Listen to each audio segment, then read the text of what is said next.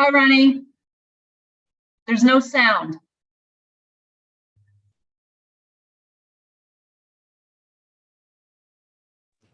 We were still muted. Did you I want? know, we haven't started the meeting then. Haven't started, wait. That's why we keep on. Okay, thanks.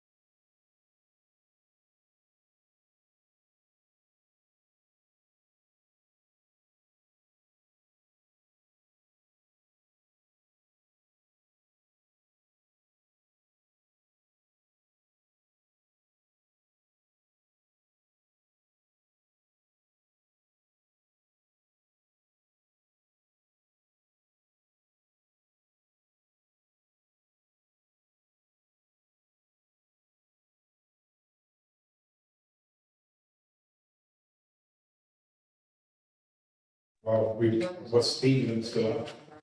We still have quorum, as far as in this one. Yes.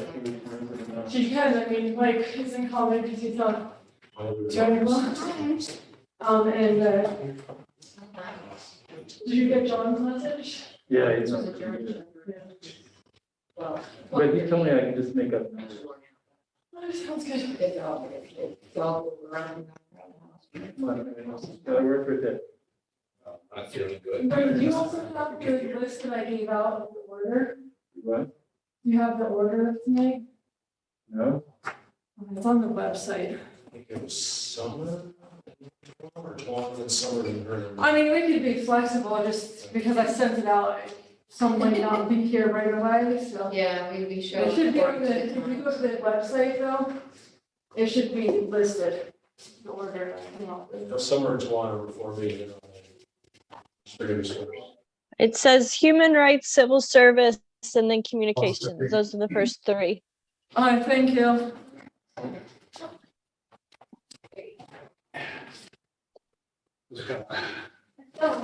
Right.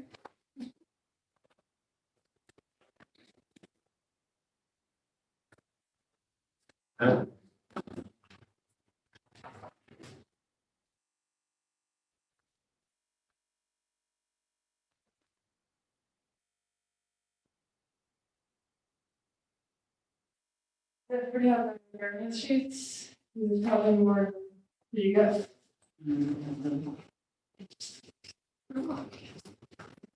Oh, turn our box. No, there's a folder.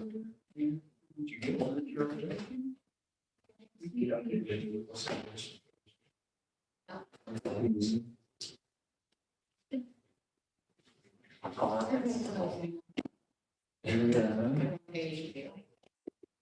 Housing.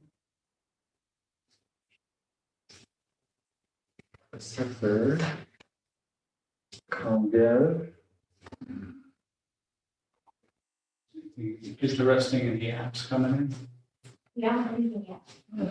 There's one more, informational meeting next Yeah. Monday. I thought they could. Can't they submit it? Oh, they They can, can, but they usually wait till West Cal comes. Yeah, because they'll be due Ingeniero. December, Court counsel. I think. Okay, so this is all in order. Good.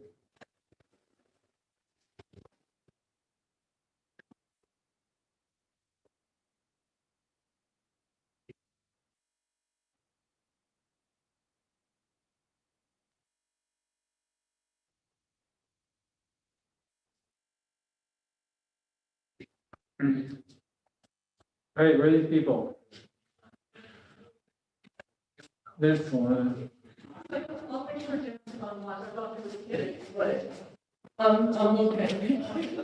I'm just gonna sit in my chair and not move much. All right, good evening. I'm calling the meeting to order, the Finance Committee 6:44. This is November 15th, 2022.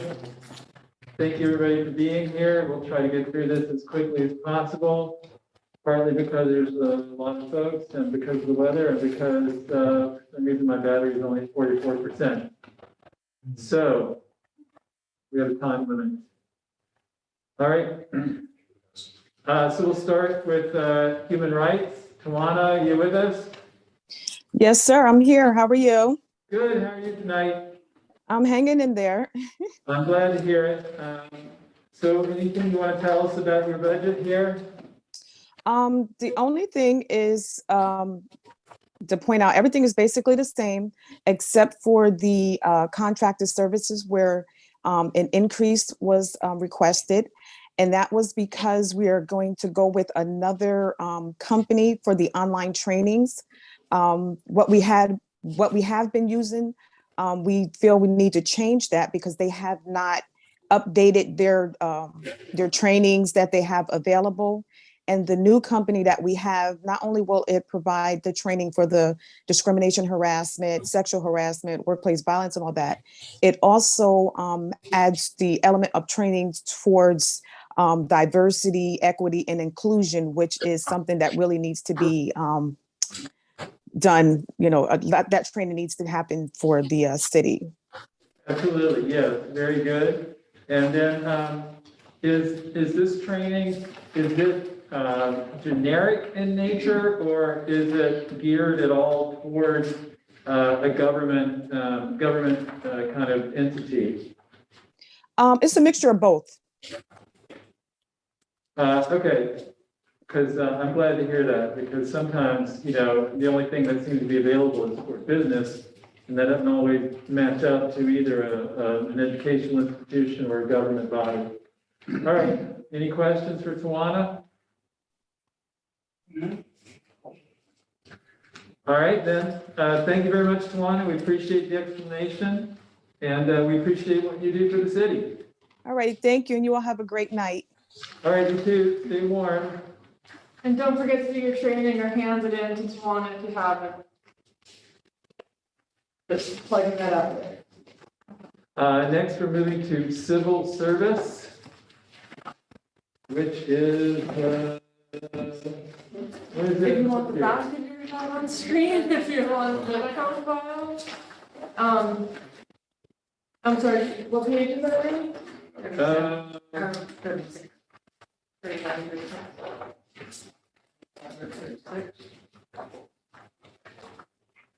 I don't see civil service. 35 or 36. Under personnel, because personnel / civil service. Yeah, 37. Okay, page 37.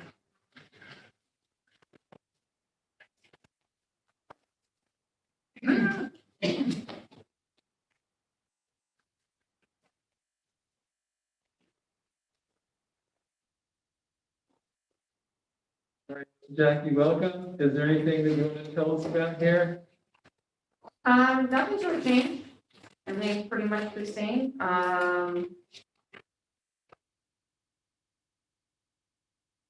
Yeah, everything was basically the same as last year. I think they moved a couple things.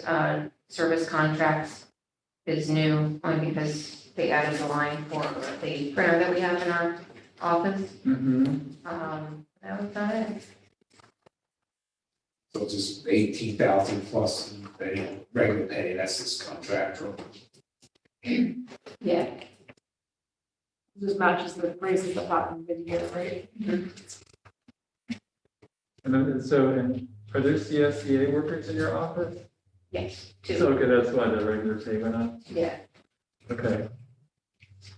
So I see that you requested 3,000 for general contract expense. You got only half of that. Is that, what is general contract expense? 401. That may be paying for the expense of, actually, I'm not sure. Might be paying for the use of the school for exams.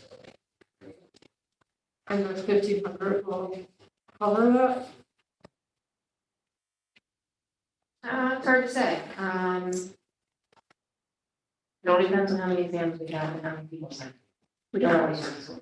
We try to use anything that doesn't cost us anything first. So we've been using the chambers a lot for exams.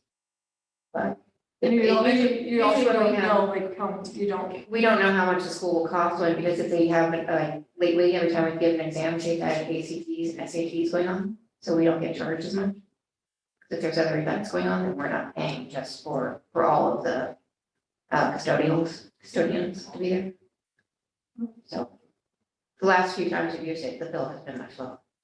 What about online? Is that something that, like, because when I took the LSAT, it was online, which is kind of nice. We have to do everything for the city. They're looking at that. I honestly don't know how that could possibly work. I mean, it was pretty intense. You have to like take your laptop and show everything and like hold your water bottle up. Yeah, It's they're like testing the 4 hours. idea, but they've come across some issues where some people are very adamant they don't want to do that. Some of them, like they've been testing, I think, down in New York City, actually. People are saying, well, it's too hectic where they live, they can't do it in their apartments, too noisy, they want to travel. I like it. I can see how it's not. So the requested salary for the executive secretary position, is that a representative of an increase for 2023, or does that represent an increase that occurred in 2022? That was encouraged to 2022. I did not ask for an increase.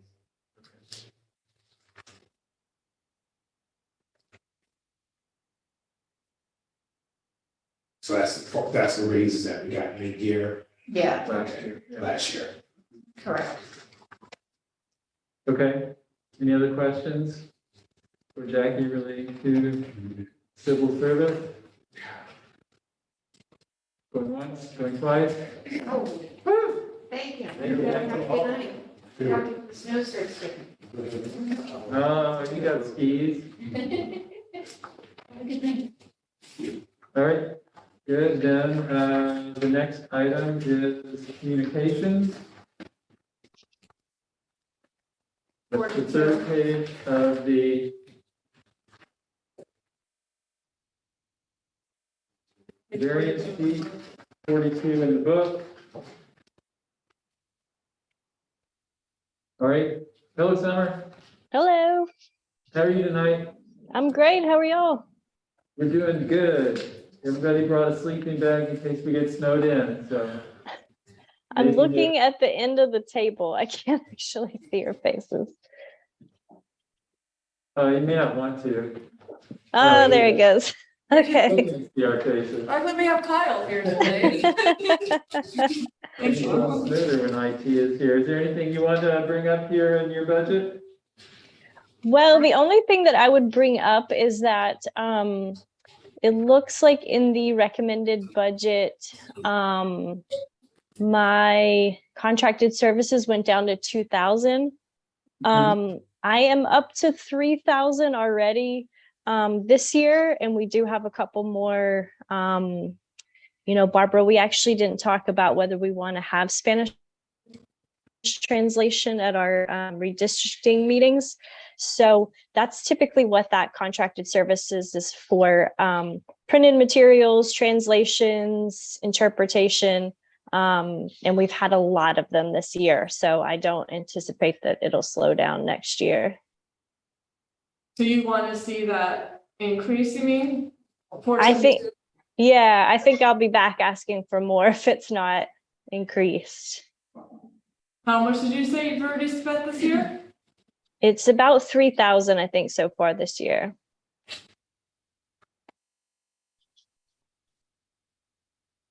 So you think 4,000 is the right number? I do.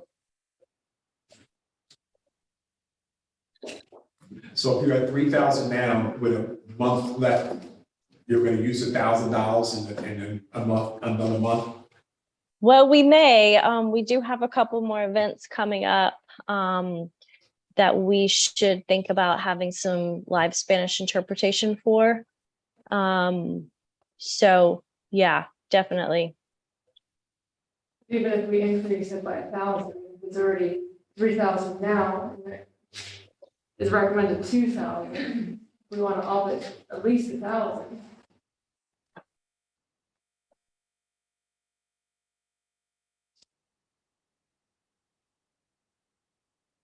Do that now anyway, though, right? Spanish translation? No, we don't do that to grammar. Right, we were just making note, Yeah. trying to find money someplace else.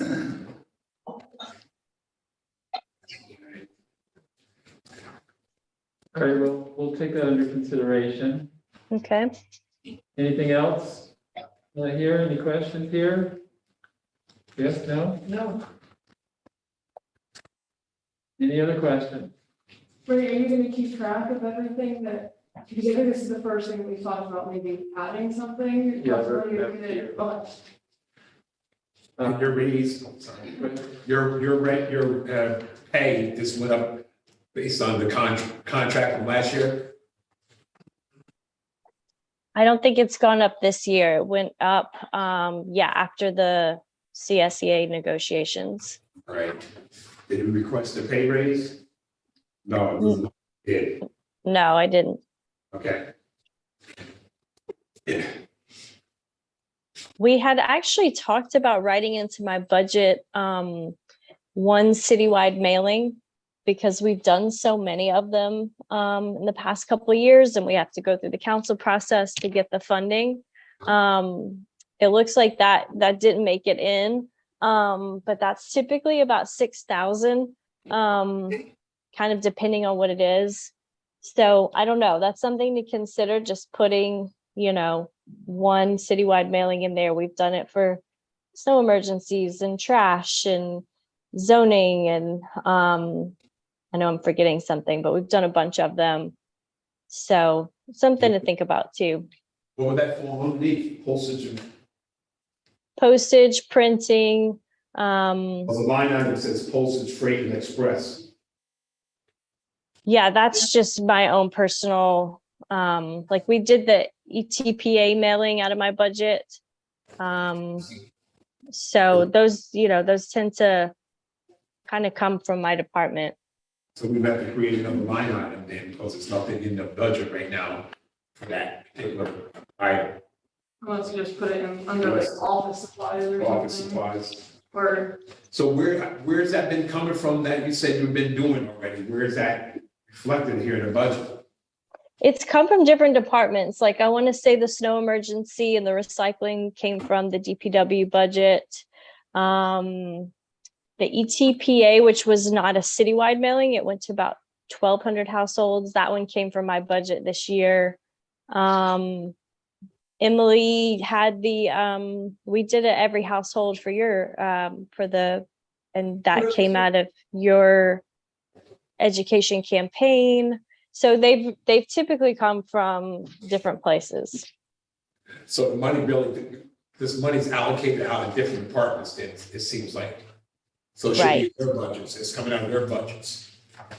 Yeah, it just kind of depends on the project. It doesn't always make sense for it to come out of somebody else's budget. Sort of like the translation too. A lot of the translation and live interpretation comes out of, you know, different grants and different pots, but then, you know, it'll typically come out of my budget when there's not really a budget somewhere else for it to come. Do you anticipate having to do new mailers out for recycling and snow removal? Not for those, but it seemed to come up a couple of times in the last year that we needed a citywide mailing for something like the zoning process.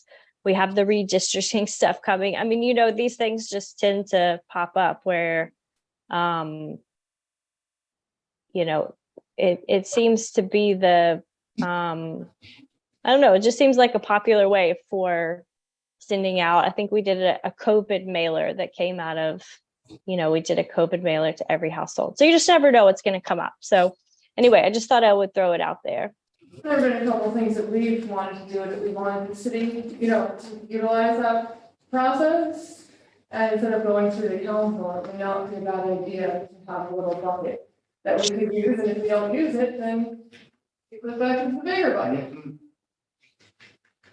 You mean underneath the common council budget? I don't think necessarily our budget, but I'm just saying if it's a mailer for DPW for citywide for their garbage pickup, then that money should be coming out of DPW, is reflecting DPW store. It's like it's snow removal. That should come out of the summer's account or budget. It should come out of whatever budget that. you could also argue that it's communicating to the public, so. Yeah, oh yeah, okay, so you're correct. Yeah, and it just kind of, I mean, that was just one example that, you know, DPW has a much bigger budget than I do, so it made sense for it to come out of their budget. But on certain projects, you know, sometimes the grant can pay for it. Sometimes, you know, it kind of depends. But these mailers have been coming up more often. Do you typically, are you the one that prepares them? Usually, yeah. I'll work with, usually we use like a color page and they'll do the design, and we'll work on the routes and figuring out who all, you know, how many households it needs to go to. But I'll typically work, you know, with another department head on it. Yeah, just kind of depends on what the project is. And how much, I'm sorry, go on, Barbara. I would advocate for putting in one mailing, just because I know working on the ETPA flyer, we were on a quick timeline. And for you it had to have come for approval. And it did get out, it looked great, it was impressive. And like you said, if you didn't use it, it goes back into, right, the general budget, but it's, some of these things are time sensitive and we're, you know, we're handling so many large issues, so I would, not on this committee, but I'm here. How much did you say you typically, how much are you looking for? What? 6,000. Yeah, 6,000 would cover a every household mailing. So that's just a one mailer. Yep. And that includes like printing, sometimes the design of the flyer, and then the postage. We don't know what that mailing would be for at this point. Exactly. You just make a note of that and talk about it, but. Thank you. All right. There goes the tax increase. Anything else? All right then, thank you, Summer. All right, thanks. Do your magic on the winter weather. IT is next, and that would be, I do believe, page 45 in your books. In your budget book.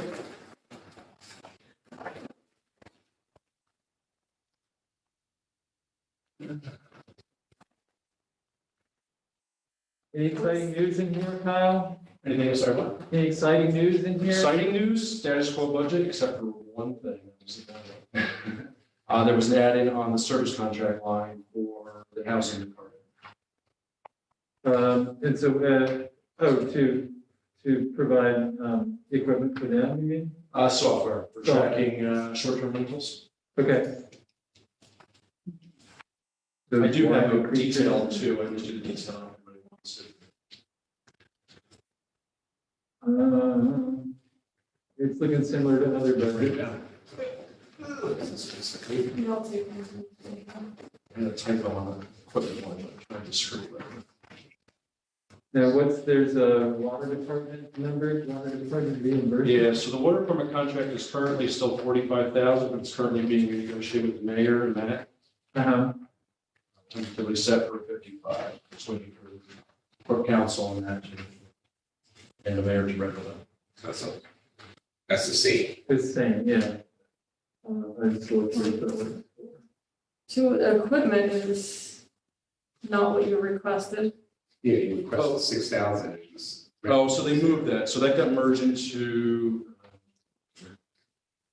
minor office equipment and furniture, 476. Oh, So they zeroed out two lines and moved it down. But yeah, John, two each change, All right. but same money, it's just moved. The other add-on would be the KLDC reimbursement, that's the only other thing that's in addition. Anybody? What's that? What is KLP? It's another development program. Local development. So it's a reimbursement to do an IT service agreement like we do with the water department. So we provide so many hours of service to the water department. That's what that 45 is for. We just got it in with KLDC also to do the website. So I think you're the only department to go down in vehicle fuel. That's yeah, just driving a little bit less. yeah, they've been using the city vehicles. So. They just So drive we're used to virtually. it. So it's 13, and again, plus 13 regular pay, that's just from the in-season contract. If you look from the previous year, this year, yeah, because management, when we came into the new year, we were not changed until after that budget was approved. So it looks a little wonky, so to speak. It looks like it jumped up, but that's just the CSCA increase. And you're good with overtime, so I know we are working. It doesn't seem it's changed. I don't have like usage amount on here. I mean, they typically have been taking comp time. I mean, I prefer to pay them some of the overtime monies, but it's been manageable at the moment. So unfortunately, take off, so they don't get too high in comp time here.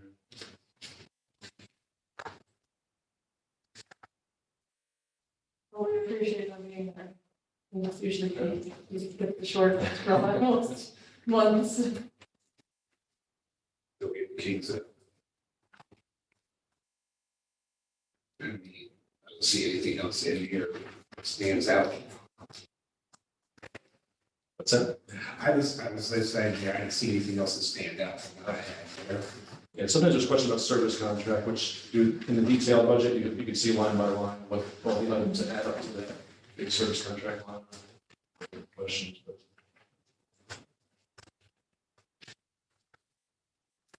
Okay, anything else for Kyle? Did you request that you had, so this, you're okay with salary in that? Did you request an increase? I did not directly request an increase. Directly? We had talked from last year to this year about potentially having some type of review for salaries, but that lasted the mayor, so, because my salary was a little low on what I saw from my peers around here. But that was discussion last year that kind of came into this year a little bit. I think at this moment, we're just kind of waiting to see what happens with CSCS. Okay. Did you get, for according to the handbook, you would get a raise that matches with the CSEA, is that, am I remembering that correctly? More or less, whatever CSCA gets, we typically get it's the same kind of benefit. But there's also something in the handbook with the review, you could also get raises. Correct, retention increase, yeah.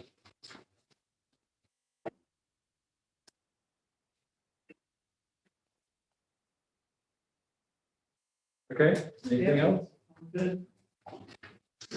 All right, thanks, Kyle. Thank you. So the next item will be Arts and Cultural Affairs. Kit, you're on after this. It's the mayor's office per se. Welcome. What's going on? Can you just remember the page number? Page 64. 64. It looks like there's a $1 change in your budget. What? Yeah. That's how I read it. But I do, so contracted services, that has gone up, but then hospital and medical has gone down. So can you tell us what the contracted services difference is about? Yeah. We had a very successful summer parks and movies in the parks this year, but it was only 4. And I greeted hundreds of children and families. We moved around the city. And because of, the response, I feel like we need to expand this, not only just for 2 months, but we need to start in May and end in October. This brought a lot of the community together. It also brought a lot of people in. It attracted people because we did advertise. So that was part of that, or the most of the increase actually. And then of course, moving around, dealing with a lot of the organizations, spending time with them, asking them what their challenges were. The majority of the organizations the creatives that we have here in Kingston, the young ones, their challenges are not ones that I can meet solo, although I would love to help them. And I cannot find volunteer consultants to do much beyond grant writing. The most difficult areas that these organizations face are budgeting, finance management, grants management. And it's very hard to find trainers that will do it for free. So I'm asking for a couple $1,000s in that so I can reimburse these professionals to run some seminars for the organizations, like a mini finance boot camp, if you will. I also need more for Spanish translation services. And then of course, graphic designers, they need to be paid. And I do have the need for graphic designers and advertising and what have you. And unfortunately, I don't have those skills. You really don't want to see my work. So pretty much that outlines, and it's along the master plan facilitation phase 2 that we're moving into. So that's all part of this contract services? Yes. What's the travel reimbursement? Because that was 0, now it's 1,000. Are you doing training? Yes, I or- was gonna go through that. You moved ahead of me there. There's a couple of things that have been increased, or I'm requesting an increase. The first one is actually marketing. That I'm asking for $1,000 increase because I would like to be able to print more postcards. I need more signage for the concerts and events, retractable banners and what have you for off and on-site marketing. So that was one increase that I asked for. And then with travel reimbursement, I think it's important that I attend the Americas for the Arts Conference, and I believe it's going to be in DC. When I proposed this, it wasn't mentioned as where it was going to be. And so I'm asking from 0 to about 1,000. That's an estimate for travel, hotel, and meals to go to that conference. I also have, well, that's the same, but for the dues and seminars, I just wanted to mention that the American Arts registration fees, membership fees, but also seminars. My master plan calls for some pretty difficult approaches to things that the city really needs, like public art policy, percent for art, DEIA initiatives, and more. And these seminars and these conferences will help me to address these, and also will help me to meet Kit Potters, Arts and Cultural Affairs municipal directors from across the nation who are, dealing with a lot of the same thing. So we can, kind of help each other and, share, knowledge and ideas and what have you. So those were the ones that I have, I think. Oh yeah, there's one more as far as general materials and supplies. I want it noted that I've asked for an additional 500 in that, up to 1,500, because what I've been using this year are exhibition supplies, hospitality supplies, art supplies that were left over, probably not used because of COVID. So I'm at bare bones right now. So I'm going to need to get more supplies.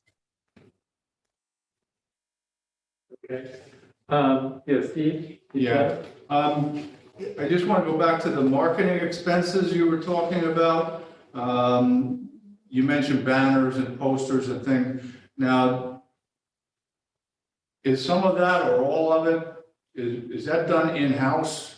With I know we have a sign maker on hand. Do they do any of that, or is this all farmed out? For like banners and stuff for your event? The estimates I got was outside of the city of Kingston. However, if there's talent within the city of Kingston that I can tap into, I'd certainly like to use that. But these were all outside estimates, like timely signs and timely signs in the printers that we use. Okay. Because I don't think our sign maker would do stuff like Yeah, that. I don't know.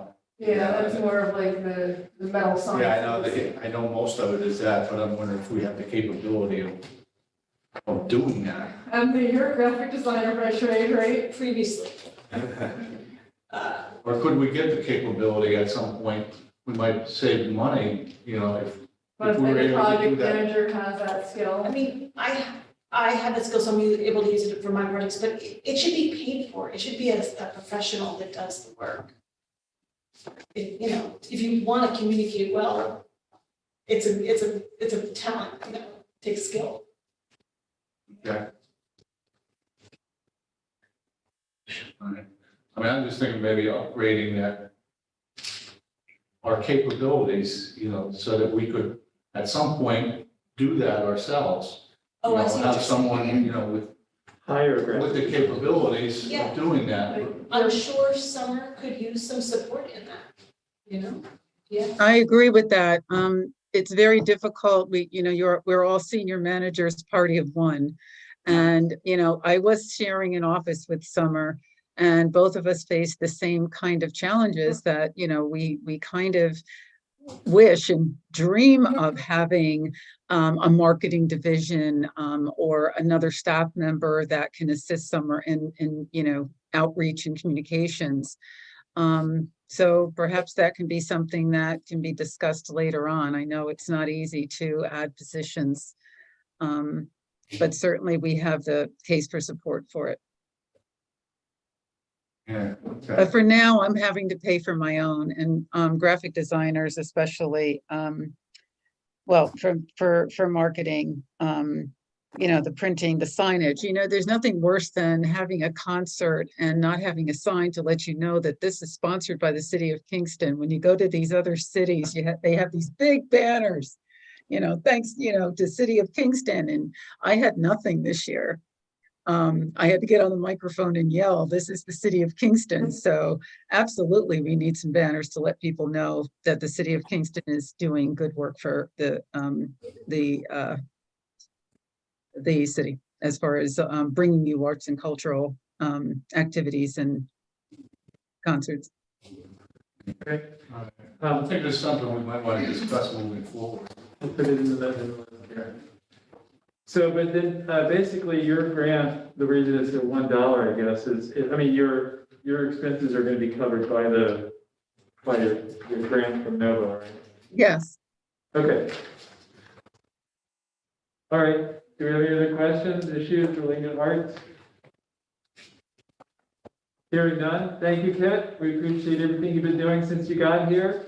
Thank you. So you can see the Harriet Tubman statue out there. I know that's been a lot of work to get that over the hump, but it's wonderful to see. Thank you. Thank you. All right. So next we're moving to, I keep forgetting I can't lift my finger with this mask on. Mayor Noble. Mayor Noble's budget is page 19. Fitting is for exit 19. Did John Tui make that happen on purpose? You are amazing. I mean, this is honest. You're doing it.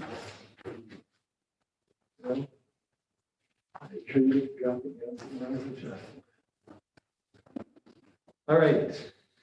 Any big news there, Mayor Noble? Welcome. Anything you want to point out to us here? No, I mean, everything is generally the same in the budget with the addition as we've done the last couple of years. We're continuing the salary adjustment plan for the office of the mayor to kind of reach our goal as we had talked about a few years ago. And so there is an additional increase this year split between both the general fund and the sewer fund to add in addition, I think a total of $5,000 to the salary. But other than that, everything else is the same pretty much as this past year. All right, and then I see too for the secretary position, there is a change in the requested, but is that from a salary adjustment from last year? Or is that that's from the salary adjustment that we did this past January of 22. Yep. All right, great. Any other questions? What will you be, if this is approved, Mayor, what would be your total salary? I know we were looking to, what is it up, what would it be up to? Yeah, and so in 23, it would be up to 95. And I think our goal was to get to 100 within 5 years. And so we took a pause on the COVID year. But so our goal will be to get to 100, for 24. But for now, it'll go from 90 to 95 in 23. I got that number different. Wasn't it, so it's in the 76 in their regular budget, and then in the sewer, it's 23? Am I misreading that somehow? 23,670? Because then that would be 99,670, so that's what I thought was the last. Those numbers wrong? I don't know. Page 20 and then page 179.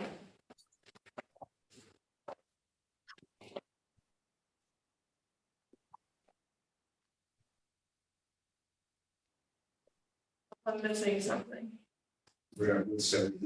Oh, I may have added the medical in there. Yeah, because I think we're pretty much on track still. But there's a page at the back of the budget that takes all of the sewer fund and general fund and adds them together, I believe. So that page. I think my mistake was just adding the medical. That's where it gets to 23 and change. So it really is the 76 for your regular and then 19 Page from one, state, and we have this total. which would be the 95. Yeah, So it's page just one. it's all the right numbers. Okay. All right. Everybody okay with that then? And Mayor, for line item 476, the office equipment and furniture, and you get some new chairs or something? Yeah, every year we're trying to make slow upgrades and changes. This year we were able to afford to replace the chairs out in the main reception area. And then we're going to just kind of continue to slowly, do upgrades to some of the furniture in the office. $2,000 doesn't buy a lot, but at least it's a good start to kind of get to where we need to get to over a couple of years anyway. Okay. Thank you.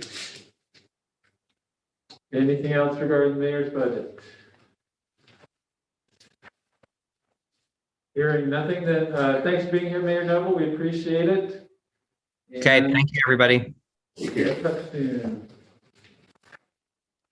The next item is the housing initiative, page 62 in the budget book. Welcome, Bartek. Hello, good evening. How are you this evening? Very good, thank you. Anything you want to bring our attention to? It's pretty much the same as last year. There are just slight increases for my postage and supplies, but otherwise everything is flat. Regular pay looks like it went up something though. That was from January. 5,000. Okay. Bartek, I see for revenue, there's nothing. So no anticipated. Right. Last year, 863. There was a grant from a few years back, and there was $20,000 that was left from that grant that was applied toward my budget last year, but that grant has since run out. No anticipation of another grant out there? Not at the moment.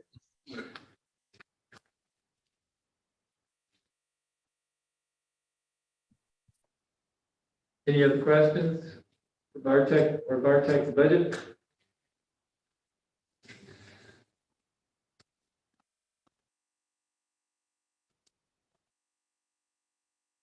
No? The postage just, I mean, I know it's only $500, but that's quite a difference from last year. Are you just sending out, you're anticipating sending out more stuff, or? Yeah. We were talking to Summer about citywide mailers. Obviously, this wouldn't cover that. So is it still like that the goal is sending out information to folks? That's exactly right. There's a lot of information that I could be sending via, official communication that I'm currently not doing, and I anticipate that will increase going forward. So that's my attempt to capture what I should be doing probably right now. What do you mean by official? You mean like certified letters and? Yeah, perhaps certified letters, but not necessarily just regular postage. Communication with property owners on various housing projects. Okay. All right. Any other questions? All right. Thanks, Bartek. Thank you. Appreciate the work that you're doing. Dan Baker, are you here? You're in my head. Oh, you're behind. Oh, look at this guy, I'm ready to the table. It's good. All right, and this is page 29 in the budget book. Please, yeah.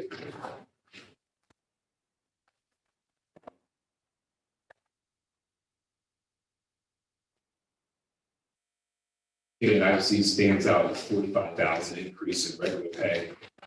And have a person, or That was requested. I did request another full-time person.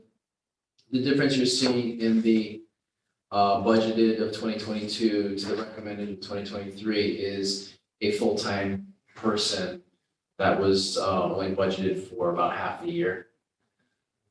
So that's what you're seeing there. You had wanted an additional. Yeah, so I was asking for an additional, like we've talked about before.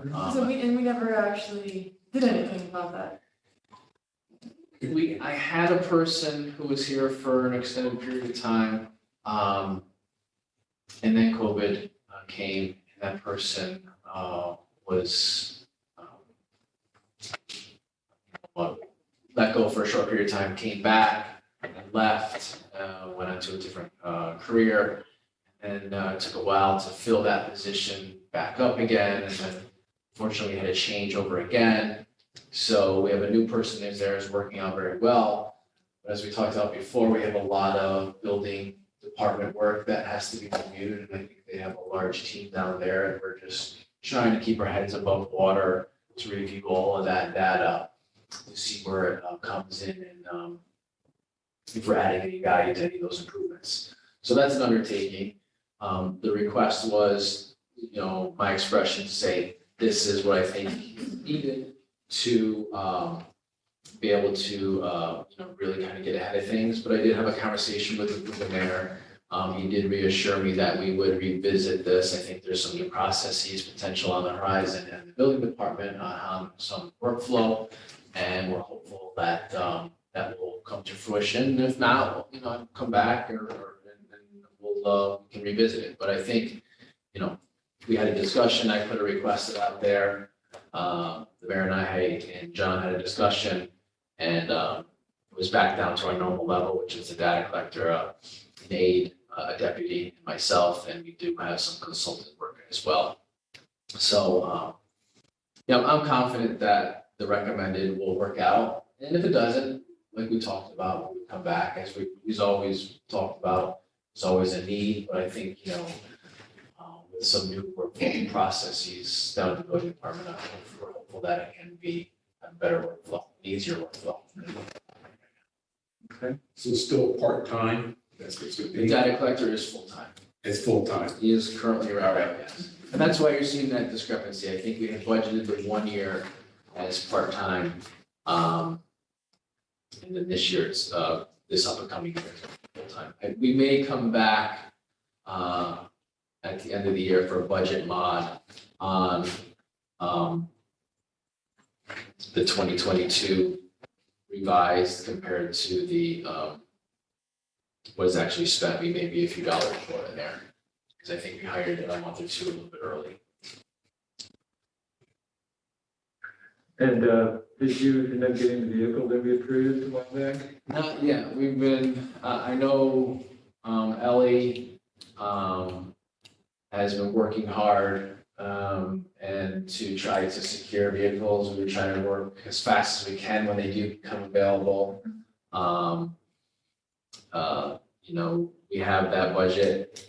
We've missed on a couple cars because I think some couple of them were a little bit over than what was approved for the motor vehicle. But it's not to say we haven't been trying.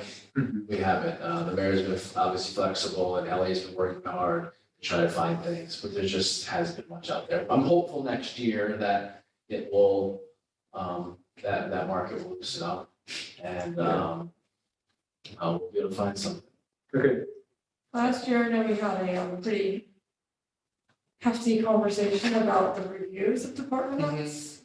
And I've heard that those are going on, and I did have a review with the mayor. And I can confirm that, yep.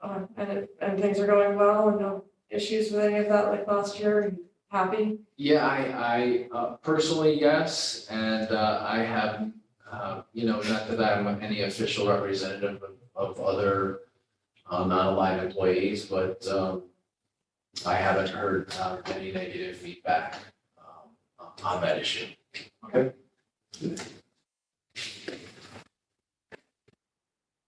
So we budgeted last year for 46,000 for a motor vehicle, but you just can't find anything right now. Yeah, we took a couple, we put some small bids out there saying, hey, this is what we were looking for. Twice, didn't get anything back. Tried to bid on a couple of things. There's a couple, like 3 trucks that were available out there. And by the end of the day, we tried to do it, like in a day or two, 48 hours, and we were unable to secure it. Just went somewhere else. We had a little logistic problem where truck probably wouldn't have fit in our charging spot out here. It was fairly long, and we're trying to see if we can maybe work something out with another department where we could, after securing it, maybe make a swap with the vehicle. Usually people make decisions greater than 48 hours and trying to purchase a car, that's from the month. But so. They've got somebody's wall on that side of the building. Take out the boiler. That's my house over there. You got a trunk right next to you, man. So I'm not sure. Just work from the truck. Yeah. I'm not sure the logistics of that 46,000. Obviously, it looks like it's in 2022. I don't have anything in 2023, so I'll have to speak with John and the mayor on that. May come back and try to make another if that works out. So You better find cars before you. So, it's just a tough situation. It's not for the lack of trying, I can tell you that. All right, anything else for Dan related to the budget?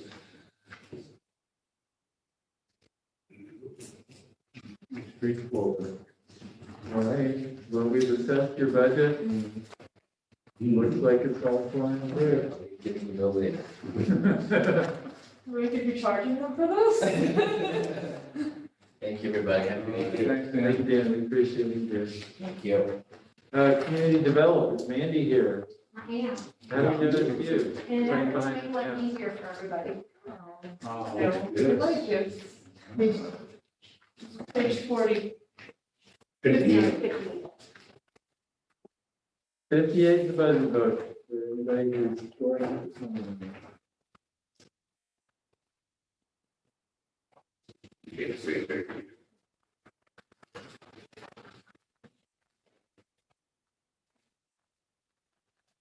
Looks like you lost a person, that's why revenue went down. Well, revenue didn't go down because of that. Not revenue, regular pay. Yeah. Yes.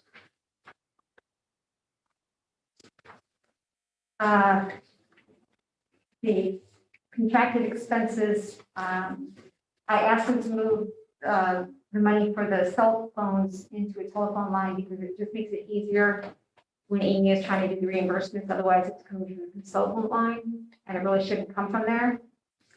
And the postage went down, dues and advertising because we no longer have the housing rehab program. And the contracted expenses is being increased. I asked for 13. The Office of Community Development has their own audit. It's the city's auditors, but we have a separate audit. So it ranges between 10 and 13, and if there's additional work that needs to be done, then there's an additional expense. Not to say that we will spend the 15, but John just felt that 15 was a better number.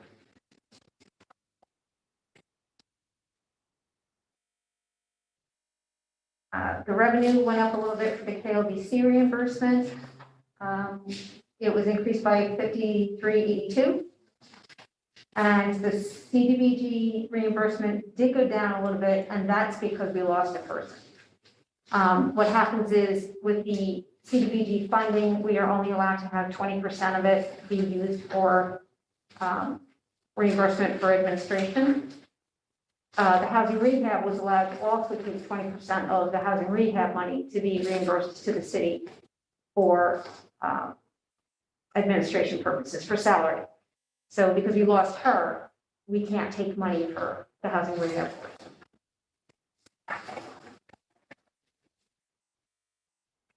So in most departments, the salary increase has been because of the beginning of last year, when we added that after the negotiations.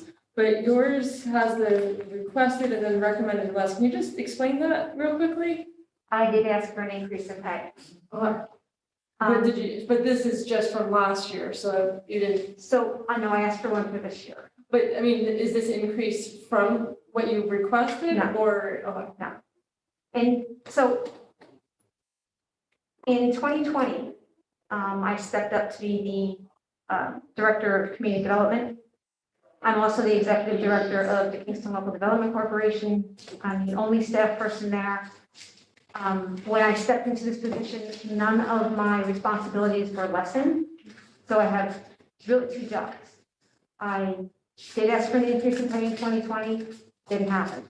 Asked for one in 2021, didn't happen. Asked for one in 2022, didn't happen. I only got it because two of my colleagues went to bat for the rest of us. So yes, so in essence, and they really should have had a separate column there that said revised budget, but instead it says recommended. That recommended is actually what I got last year. Okay, yeah, that's what we've been seeing, that discrepancy. So that's what you got halfway through last year, 70. Right. All right. And for 2 years prior to that, I was working on the same salary that I had been making for several years, taking on a new position. So I did the legwork. I sent the back information on commensurate pay throughout New York State. But do you know what your predecessor, that was more than what you're making? yes, and I did not get her pay. But I also was not told why I'm not getting an increase. I did ask. I reached out to the mayor to ask, and I reached out to John Toole. And you've had your review? Yep. And there wasn't anything negative. I asked if there was anything that there was an issue with, and I was told no. So So what's the amount that you're asking for? I asked for $4,624. Increase. It shows here that it's misleading because of the way it's written. It looks like I'm asking for 10,160. Yeah, because she now makes 71. She asked for 75, more, but yeah, it looks weird. And do you know what your direct predecessor made of the position? I don't know exactly what it was that she made. We could look at past budgets. I mean, personally, I feel like she's at least been brought up to where she was. I mean, there's plenty of people within the city, and I'm not comparing apples to oranges, who have taken on a new position or stepped into another position, and they've been compensated for it. And I just feel like, I'm a team player, but I got benched when it came to what I feel would have been appropriate. And I wasn't given a reason why, other than it's not happening. But you don't know what your predecessor offhand was making. I don't.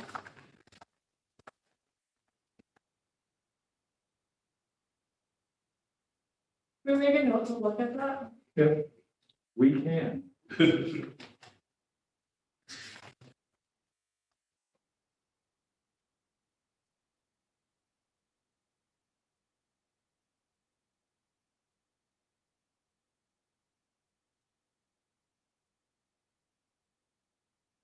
Okay, other questions, issues there?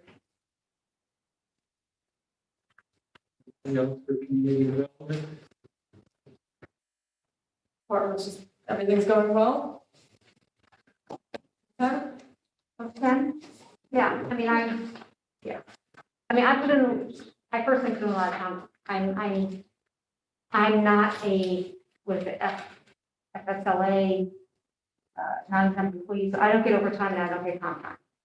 I do 50 to 60 hours a week. Sometimes I work weeks. So I do as much as I possibly can. And I have a job outside of here too, so. I understand busy schedule. But, yeah, I know this isn't on you at all, but I think a lot of us are kind of disappointed about the new process for CDBG and that we're not quite as involved as a council as we used to be, which is discouraging to many of us. And I know that's not on you, but since we're here and have, it's better. But there's nothing you can do about that. No. I just want to answer a question, I'm sorry. You had asked me before about the applications. They're all due December 9th. Hopefully within the following week, copies will be made and sent out to the Community Development Advisory Council. And then we'll start whatever the process is from there. Sounds good. I'm sorry, yeah. That's okay. Arlene Fuentes, she's not going to be in next year? She's not in this year. She left in March. So Right. she's hired as a consultant for Dan's office. Dan Baker? Yeah, she's a consultant. Dan, but she just, She works for Dan as a consultant. all right, so she's there. And how about Amy Peterson? Is she fully engaged and doing her Mhm. thing? It's just her and me, or her and I. She was what? It's just her and I. It's just those two. It's just Amanda and Amy in that department. Yeah, I know, I'm just, yeah, I'll stop there. Thank you.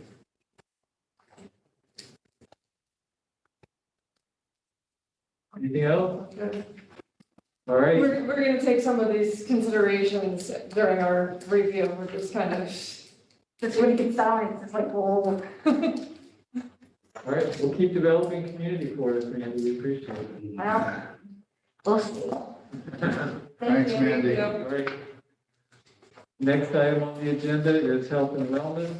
Emily, hello, we're on page 53. Hello, Lily. Hello.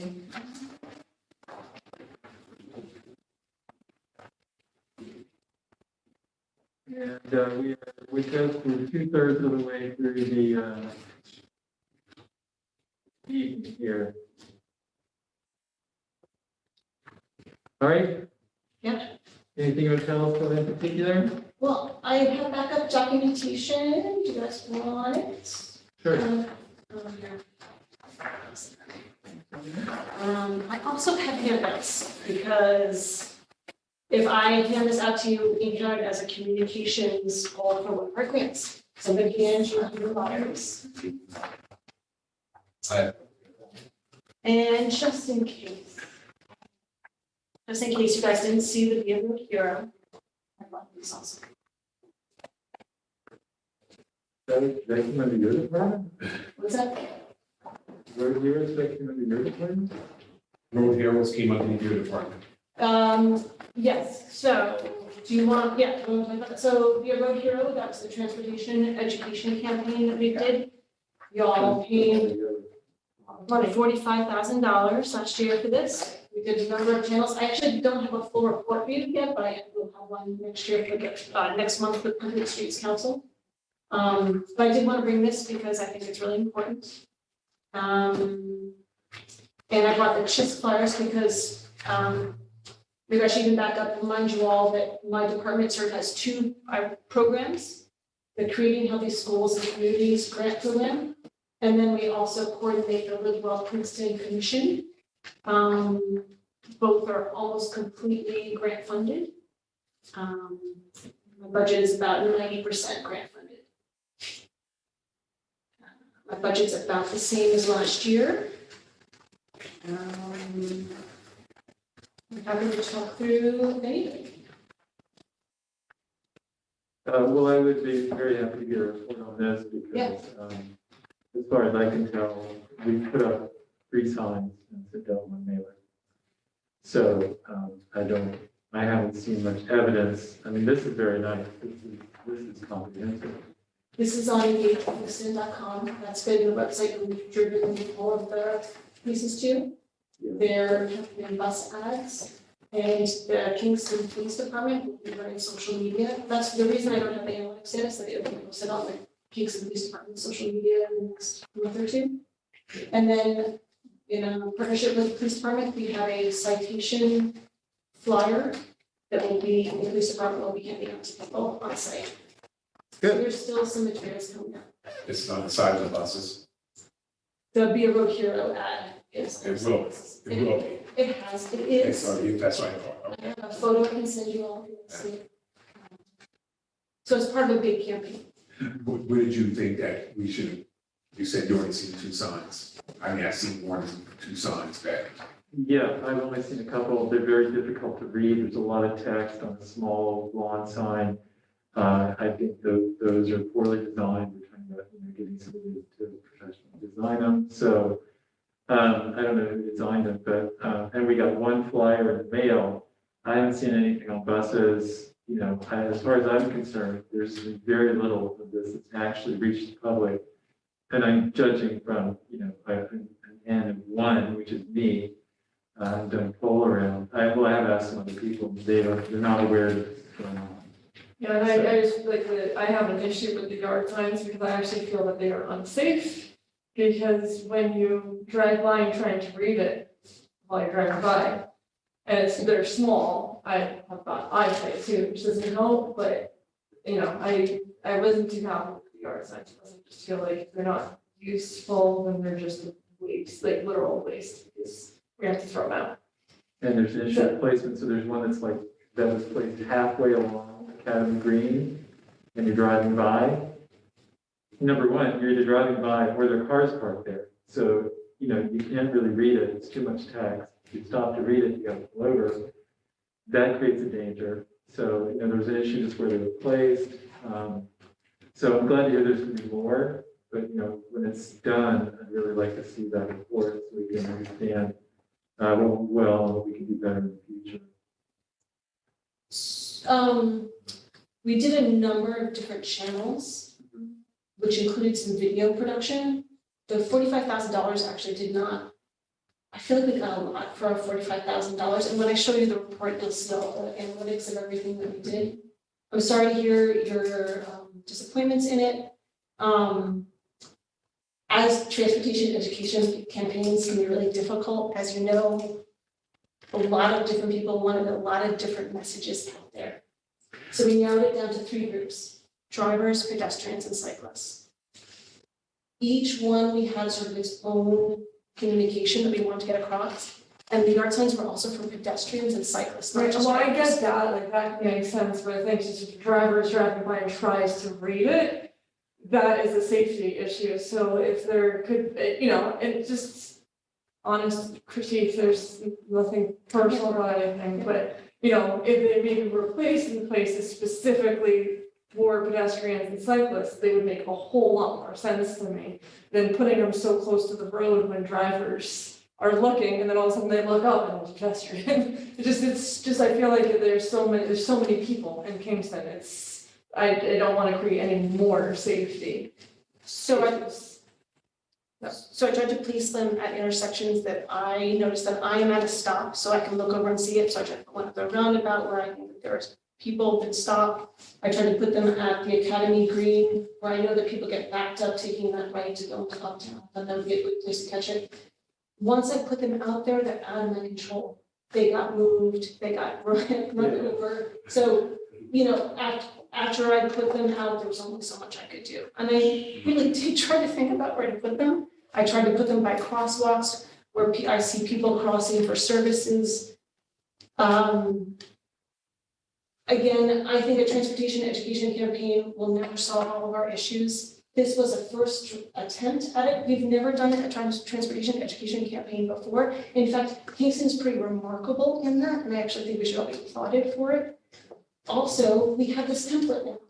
And if we would like to do additional campaigns, we have all the materials to do it. So I'm actually very proud of this work. Thank you for your feedback. I do appreciate it. My concern is we didn't spend enough in the first place. That's the first problem. And that's why, to me, that's my concern, because we actually had this big debate in the common council about how much to spend on it. And I felt like the number that we eventually chose, we chose rather at random, and it limited very much what could be done.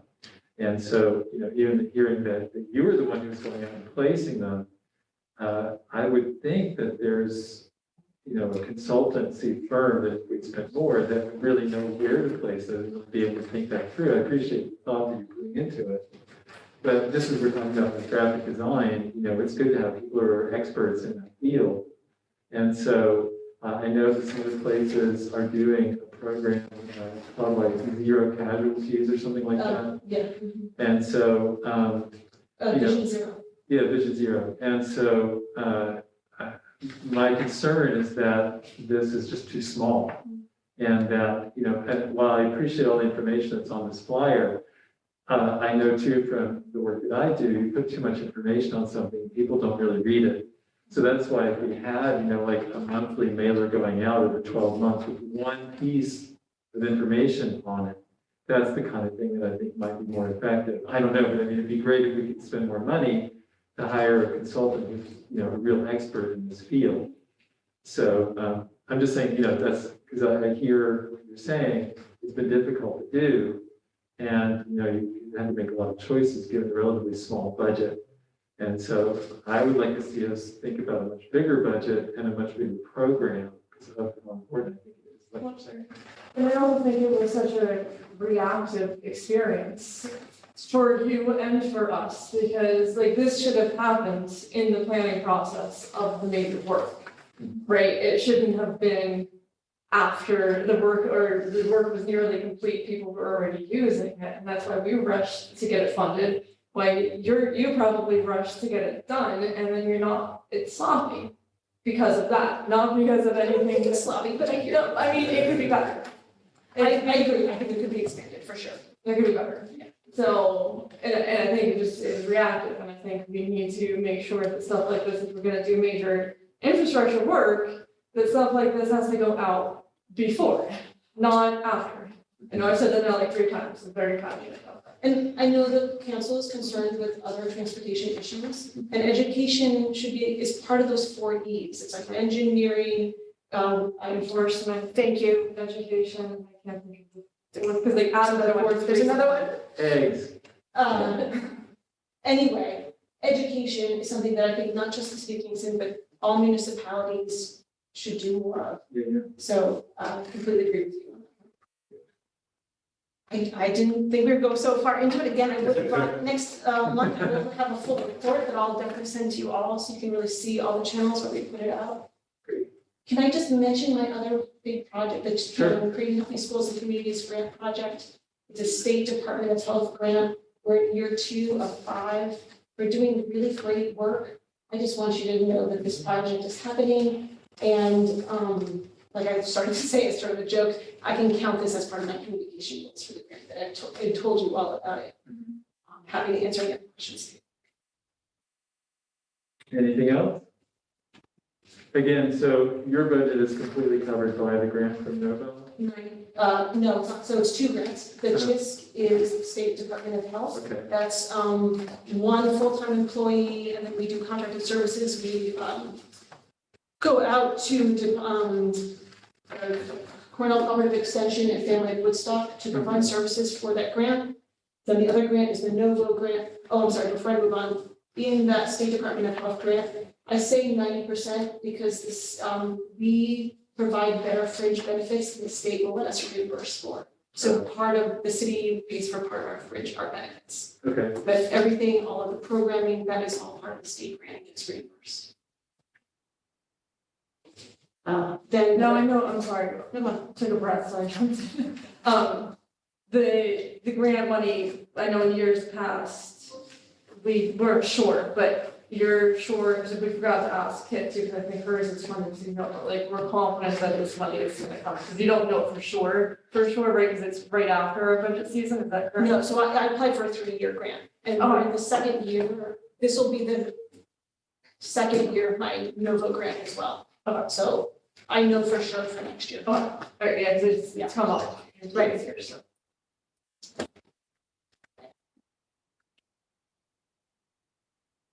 Great. Anything else?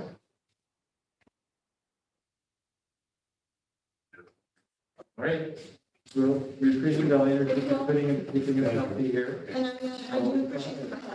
And I apologize for saying stop it, they didn't mean to stop, it's better. And not on it, I feel, and I also, yes, I'm proud of my work. You did the best you could. I appreciate that. Can we take a minute? Yeah, well, this is extra. Yeah.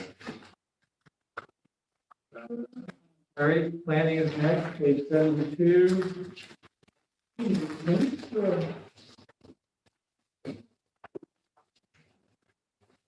Which one do you want to do first? Well, let's start with planning. Okay. Any big changes you need to tell us about here? Any big? Not particularly. I did ask, for a staffing change. I'm not sure where we have a part-time historic, administrator it was in the planning budget. It has been moved to the landmarks budget, which it really appropriately belongs under. And I did ask for that to be up to a full-time position. It has been vacant for quite some time, but we do now have a candidate who is going to start at the beginning of December. So that will help out a lot because right now, just taking up that slack is, it's just a lot of additional work that has been put onto other staff people. So It's been a year and a half, right? yeah, and there's the grant, the certified local government grant for the intensive level survey work that's going on in both Dover and Kentucky. We just engaged the consultants, so they're going to be, and we had our pre-coordination meeting last week, so they're going to be starting hitting the ground very shortly. So the timing of getting at least the part-time person in place is going to be very helpful. I think also since, we've had, when we first began that program and had the administrator in our office, members have become a lot more involved and engaged. The commission members are very active and we are seeing a lot more activity in our historic districts. And the building department is also now much more aware that when things, when they get applications for building permits or whatever that is going on, they are referring them to our office. So it's an increased workload, but it's a good increase because it protects and preserves those districts and those properties. And you said you have somebody who's gonna start? We had actually two excellent candidates. It was really hard to choose, but we did choose one and they are starting in December.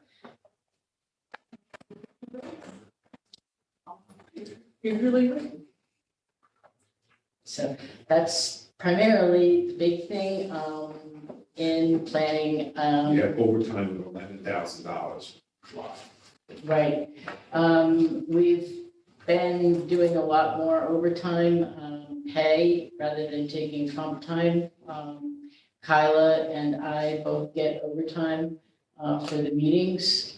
There's been a lot of additional special meetings that have been taking place, not only at the planning board, but for other commissions that we oversee and administer. Kyla gets an automatic 3-hour payout, but she does compensate by doing additional work. So if the meeting doesn't run the full 3 hours, she always puts a little extra in, and I'm not concerned about Did you get paid overtime? I do. I'm one of the few. I was gonna say most department heads Yeah. are sitting here right now. Yeah, I'm one of the few that gets it. Line item 411 consultants. Yeah, Yes. budgeted of 2022, 10,000, revised budget was like 251,000. That was Dover Coal. Dover. Dover Coal was the $500,000, so in 22. That's why you see in 21, it was a portion of it, and then in 22 is a portion of it. Next year, we're down to 10,000. And that money is used, I'm sure you're aware that the planning office, planning board has the ability to engage consultants when they are undertaking different reviews for certain specialty areas of study. So the most common one would be a traffic impact analysis or impact study on a certain project. Those monies are then reimbursed back to the city by the developer. But we have to have a line to pay it out of upfront So then we get it back on the reimbursement end. There's also been money put in, a portion of that, the mayor put in $5,000, I believe, for Dover Coal. Once their contract is concluded and the new zoning is in place, he wanted a little bit of money there in case we needed to work further with them on transitioning. Transitioning to the new code is going to be, I think, a process. It's a huge learning curve for people that are not familiar with form-based code. We have started some training with Dover Coal and our personnel, but there's a lot of other training I think that needs to, and the general public is going to need to be trained and to be able to understand how to read the code, use the code, apply it. And there is software that the city is getting in place. There's going to be a lot more functions that are moved into my office because of that. So you may see me back here looking for some additional help in the office as well. And the individual, I will say this, that we have chosen to take on the Landmarks position does have some background in form-based code, which was one of the driving factors for making that choice. Maybe one of the citywide mailers we need. Yeah. Yeah. But we have been extremely busy. I mean, I think you all see how busy the planning board has been. We've had a lot of accomplishments this year so far. I do not see it slowing down in 2023. Is the board full or do you have vacancy? We do have one vacancy right now. Don't look at the. So Tony, It's, you know, I mean, it's a big commitment, you know, it goes beyond just, you know, a once a month meeting. Like I said, there's special meetings. We organize site visits. I feel that they're an important component for the board members, particularly with larger projects, to go directly to the site, walk around it, see what the neighborhood is like, see what the lay of the land is, see what's going on the site, so they have a better understanding. You know, they don't just come to a meeting and look at a series of papers. They're given a lot of material to go through before they even get to the table. All of the applications are posted online and encouraged. We direct them to look at certain things. We provide them with staff notes that outline the reviews. We kind of try and push questions, you know. I meet individually with board members, you know, to talk with them if they have any particular questions about applications, if they have any specific issues. So there's a lot of communication that goes back and forth. Your agenda is always pretty full. It is. And then, you know, in addition to that, they are mandated to do 4 hours of training. And, you know, we obviously monitor that. We encourage them to do more if it's available. A lot of things are online and free, so they can access a lot of different topics. But there are certain ones that we try and you know, encourage them to look at because they're timely, or they're something that's of value that we think that they can, you know, they'll be able to apply to the projects we are reviewing. So I want them to do the same thing year in, year out. So I try and mix it up and send them a lot of different ways to do the training.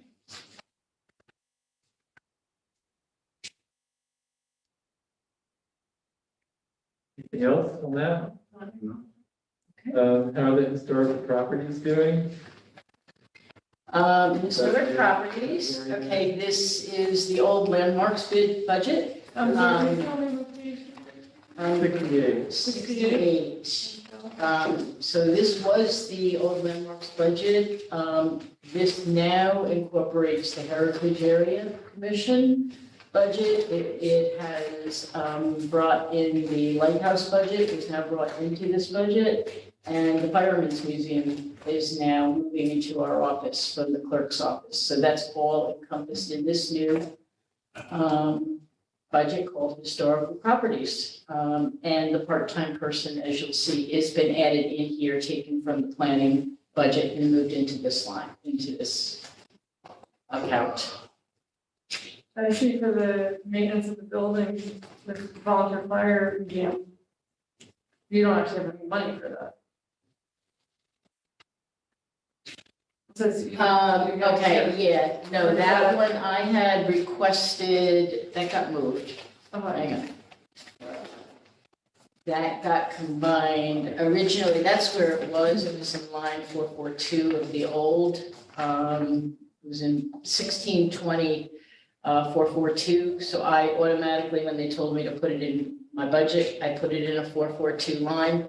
John and the mayor and me met, and they moved it to 472, so it's under contracted services. So, right now, look, if you look at that line, they were budgeted for a little over $2,500 for the year. When I did the budget in July, they were at 2,064 in 81% expended. To date, they're over what they were allotted. It's primarily the Central Hudson, it's the heat and. So that's the fireman's museum? Right. I spoke to fireman, the retired fireman who runs the museum. Bill? Yeah, he's a constituent. He said there's a problem with the roof, like he was gonna come to us for. Well, the city right now, the engineering department is overseeing a project to redo the roof. So they're working on that. There was a grant that I haven't been involved in that. We approved of that, right? Yeah, so that's ongoing. Yeah, that's being taken care of, correct, yeah.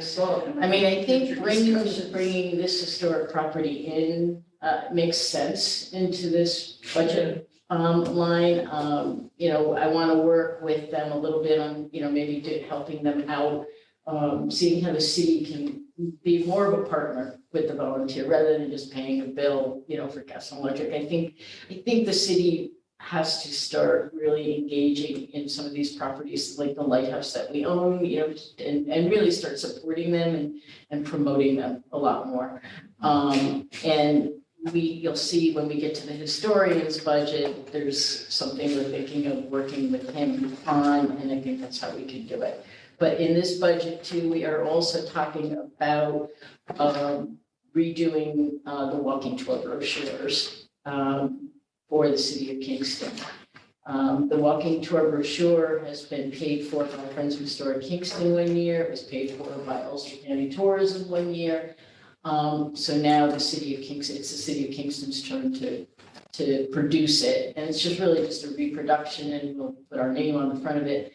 We've been kind of tossing it around and sharing that cost. So that's built into the budget for next year as well.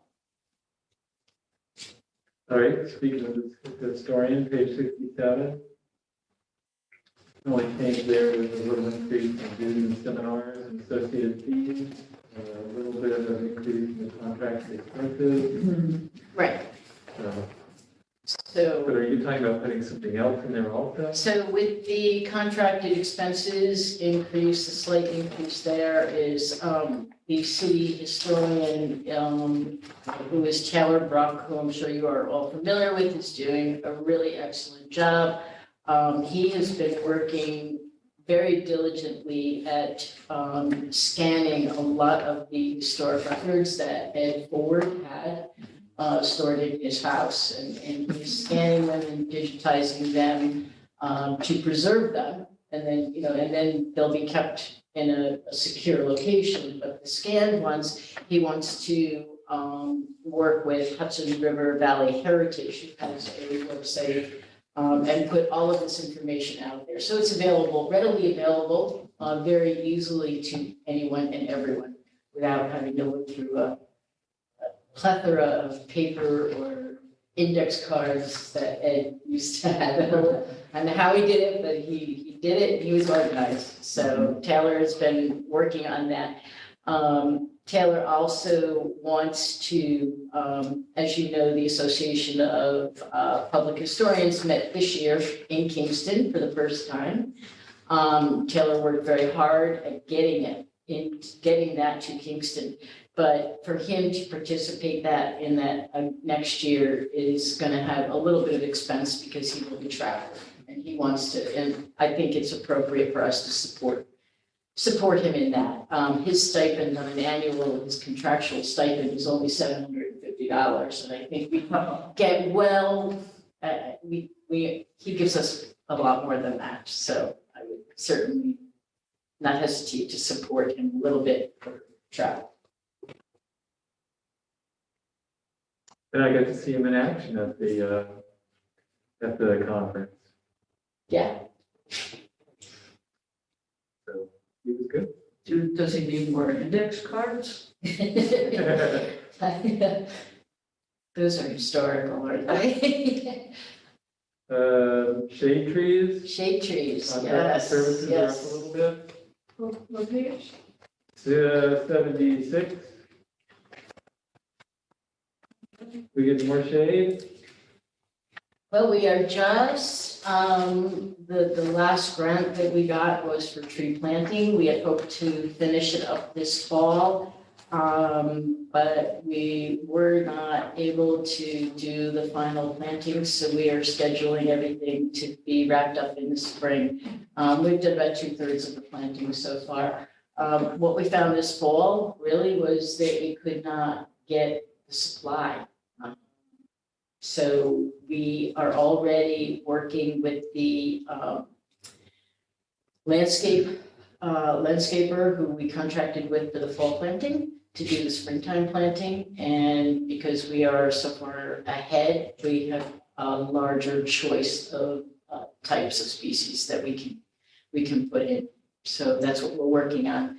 But I do, I'm sure everyone is aware that the way our code is written, property owners are responsible for the maintenance and for the care of the street trees that are within the public right of way, which abuts their property. There are several trees around town that have gotten hit by storms, have been the product of Central Hudson's pruning, have suffered just disease or damage. And when they're identified by our DPW, unfortunately, it's our job then to notify the property owner that they have to come down. That is an extreme expense, I feel, to put on a property owner. I'd like to ask the council to support a program where we could maybe do some cost sharing and provide a stipend to property owners. Because removal of a tree, when you're talking, that it involves overhead wires or even sometimes underground utilities run underneath the root systems. We ask that the trees be removed, the stumps be ground below grade. And if the sidewalks have been heaving, to pull up sidewalks and repair and replace sidewalks so that they're passable safely. And that, adding all of that together is extremely expensive. So I would like to try and work out a program. The city used to have something where the property owner would pay, a proportionate share. And I think that would be something very positive to bring to the city community. Are you just looking at like flat, something flat, or would it be based on income, or just like they pay 20, If we looked at doing it by income, it could get extremely complicated very quickly.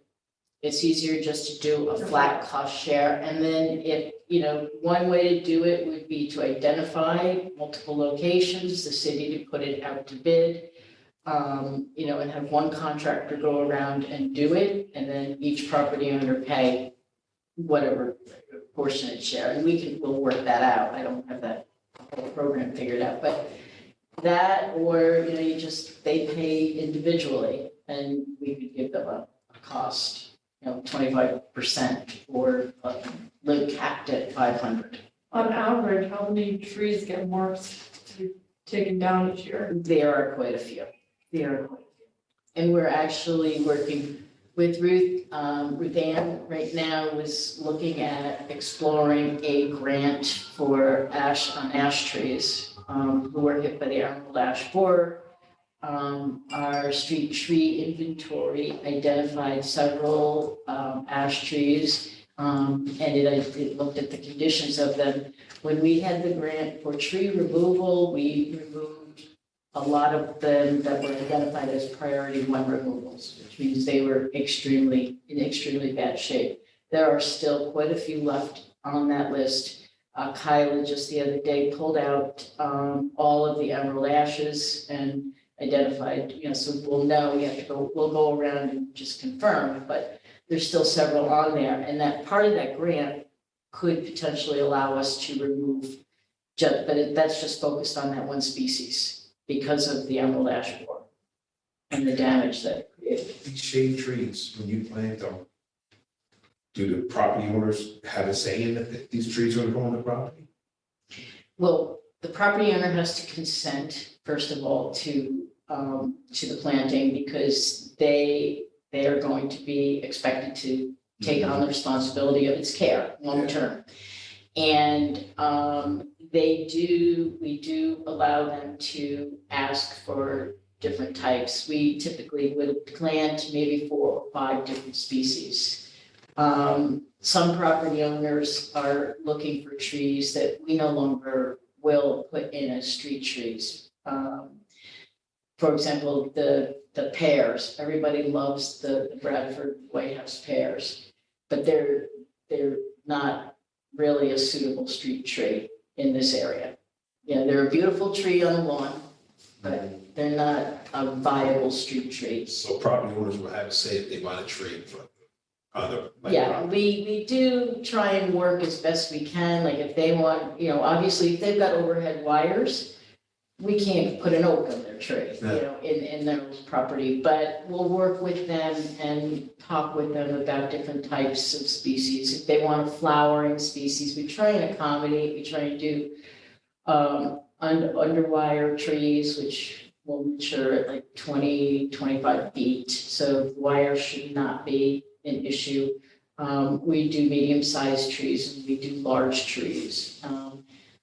We have people that want trees, but the locations are just not suitable. You can't plant a street tree in a pit that's only a foot wide. The tree lawn between the sidewalk and the curb is only a foot wide. We can't do that. The tree will not survive more than 5-10 years tops. So we try and encourage property owners to, if they really want the tree, to look at their sidewalks and make adjustments to the sidewalks where they are possible, because we don't have the funding to do that. I like that program that you have, that you're thinking about doing, and because I think that's a cost to somebody who might not have planted that tree. And now they've inherited a home or they purchased this home and now they're responsible for tearing this tree down, fixing the sidewalks, especially if they're senior citizens or fixed income. And, now we're telling the property owner that this outrageous cost that they have to pay. And even before you get to the point of needing removal, there are a lot of trees that just need to be pruned. And if they're pruned, you can, prolong their life and preserve the integrity of the streetscape without just having to take a tree out. I mean, that can be a large impact. If you go down the street and you take 5 or 6 trees out, that's a huge impact on the street. So I've been in your office about this topic.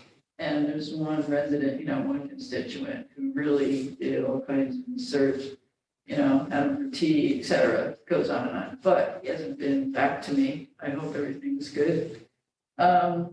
He mentioned a program in Saugerties that was similar to what you said, and then I couldn't get any information. But do you have any models for what you're talking about, somewhere that has been done that we could say, oh, look at that? Well, the city actually used to have. Oh, that's what you said, yes. Kingston used to have a program. And it was, I thought, very effective. But then obviously times got tough and the economy slowed down. And so the budget process, cut that out. And, I'm looking to reinstitute it. Giving a sense of what the cost used to be. I believe the last time we did it, it was 500. And when you're talking $500 versus 3,500. For just $500? Yeah, that's like. I have that number. Per tree. No.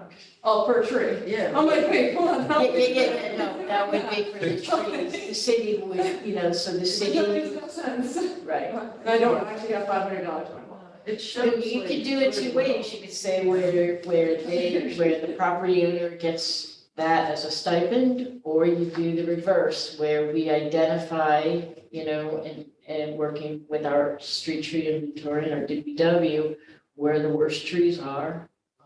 And we say, okay, here's 20 trees that we need to take down. And the city goes out and gets a contractor to come in and do all of the removal work. The city has the DPW does have the stump grinders. So the city has the capability of doing that aspect of it after all the trees are removed. It would take some coordination, but then the property owner could maybe just be made to pay only $500. And the city, by pulling, doing multiple trees, would get a better, price, right? Rather than doing a per tree cost. And it is very, at the city's request last year, I had to take one down, it was $4,000. that's why I was also surprised that I figured 500 just for one. It was a big tree. Yes. But it was in really bad shape. Unfortunately, a lot of it was long ago city's fault. They cut the roots down to level off the sidewalks. Have you got? Not realizing that was gonna kill the tree. We lost like 6 trees on our street, but this one stayed. But in hindsight, I'm glad it's gone. I mean, my yard is so much The city's nicer. very lucky. We work very closely with the Memorial Tree Fund, and they have a member on our tree commission. And so they recognize this as an issue as well. And they're a not-for-profit group that gets donations to support them and the work they do.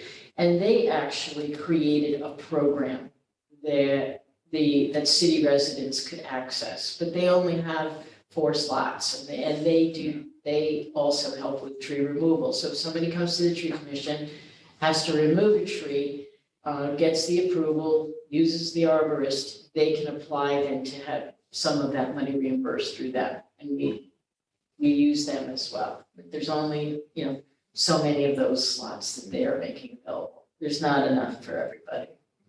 So can you refresh my memory, because I think I probably knew this before, but when a tree needs just pruning, not removal, is that the tree commission or DPW, or how do the? Tree commission. They notify the landowner and? Yeah, or the property owners, actually, with the storm events that the city has been experiencing of late, there are more property owners that are reaching out to us saying, I really want to prune my tree. I see this as an issue, and I want to protect I want to protect the tree and my property. So they'll come in and they'll ask to prune. So, but yeah, if people come in sometimes and say, I just want my tree removed, we'll look at it and we'll say, you try pruning it first. It's a healthy tree. It's just, it might have a few dead limbs, and pruning it, like I said, prolong the life and allow the streetscape to stay intact a little bit better. And the tree commission, do you have any vacancies on that? Or is that full? No, not right now. I don't have any vacancies.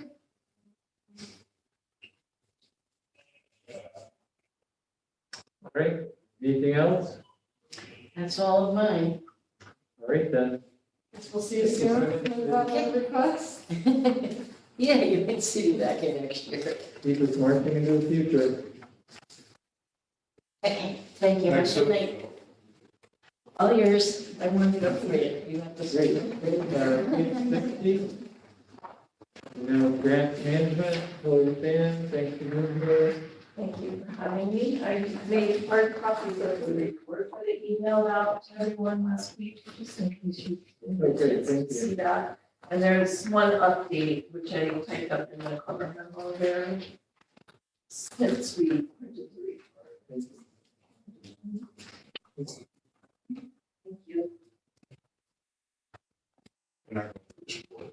No. That's very, Barbara. your late night meeting. I gave mine to him. Oh, I'm sorry.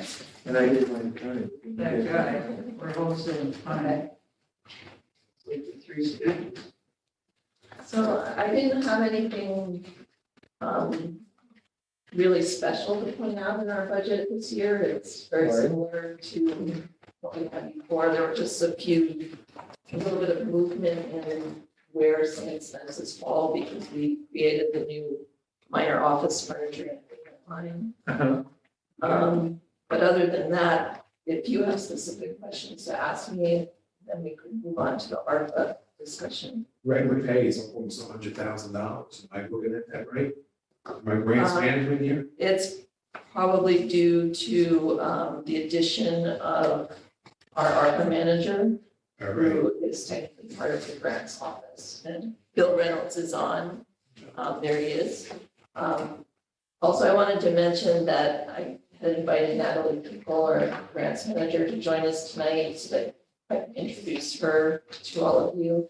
But with the weather, she is logged on instead. So next time we get together, with her, Natalie. So, did you have any others? Consultants went down from the revised budget. And what is that? The consultant line is that? The consultant line. Line 411. Budget for 2022 for 7,500 at the revised budget was over 79,000. Yes, that was, I believe that was a grant that was transferred to another department. It was initially put into my line and then it was transferred to Emily. Is that correct? Which was, forgot which consulting firm that was. It might have been the,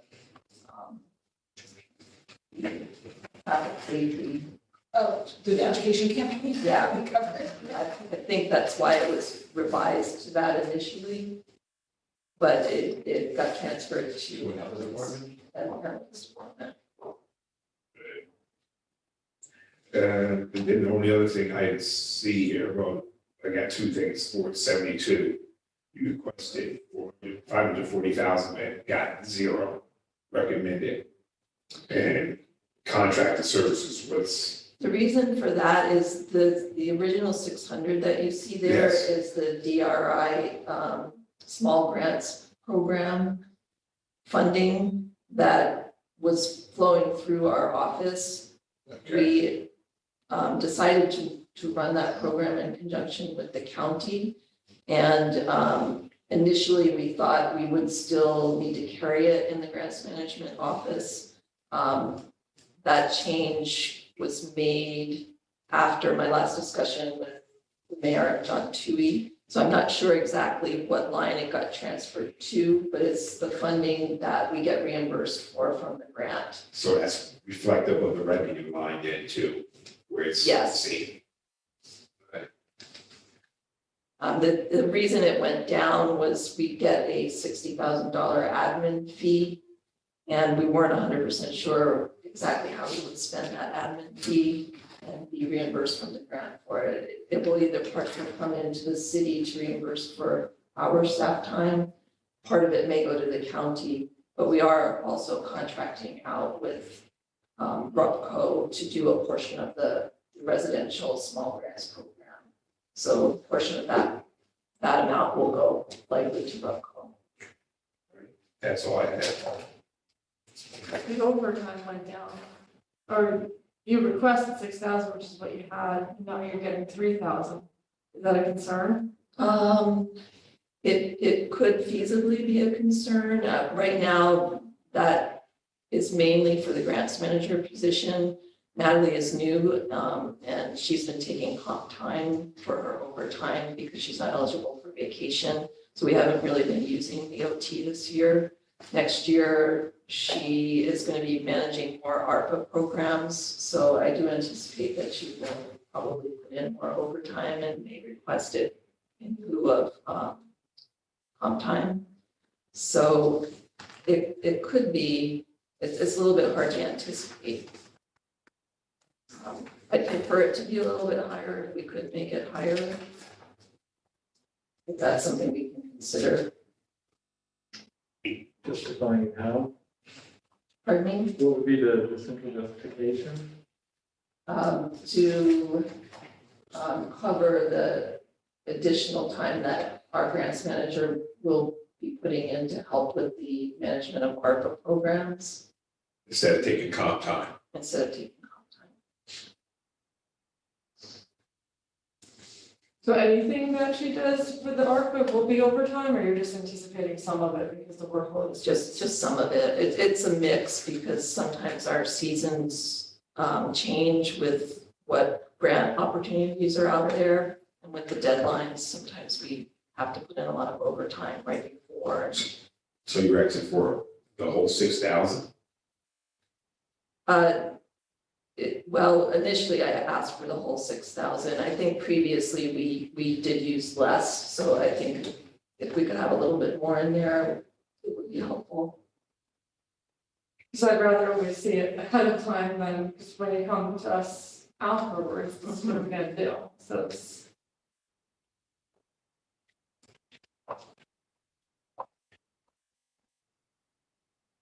You're actually increasing the current number by 3,000? Right now, 3,000, but she's say, reason some, maybe 4,000, 5,000. 4,000 would be beneficial, a little bit more would be better, but I think 4,000, 4,500 would be safe. Do you know what you are at right now here today, or? We haven't been using OT Oh, this because year. she's- She's using comp time. Actually, Natalie started in March, so there were 2 months that she wasn't working at all yet, so it's only been since March that she's been accumulating her comp time.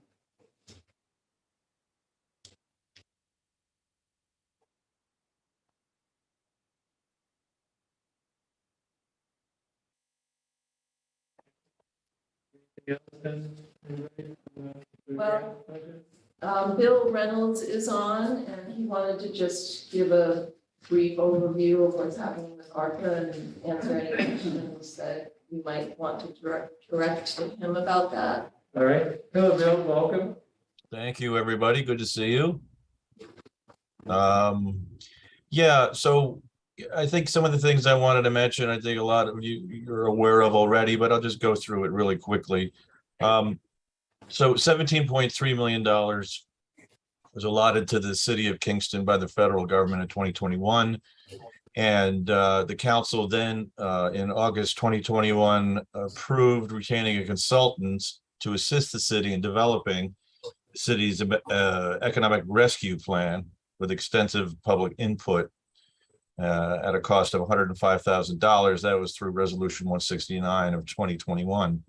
Then the city retained LaBerge Group to work with the city to develop its economic rescue plan, which was the result of extensive public input. And then the council approved the plan in April 2022 under Reso 70, which included the recommendation that an ARPA project manager be hired.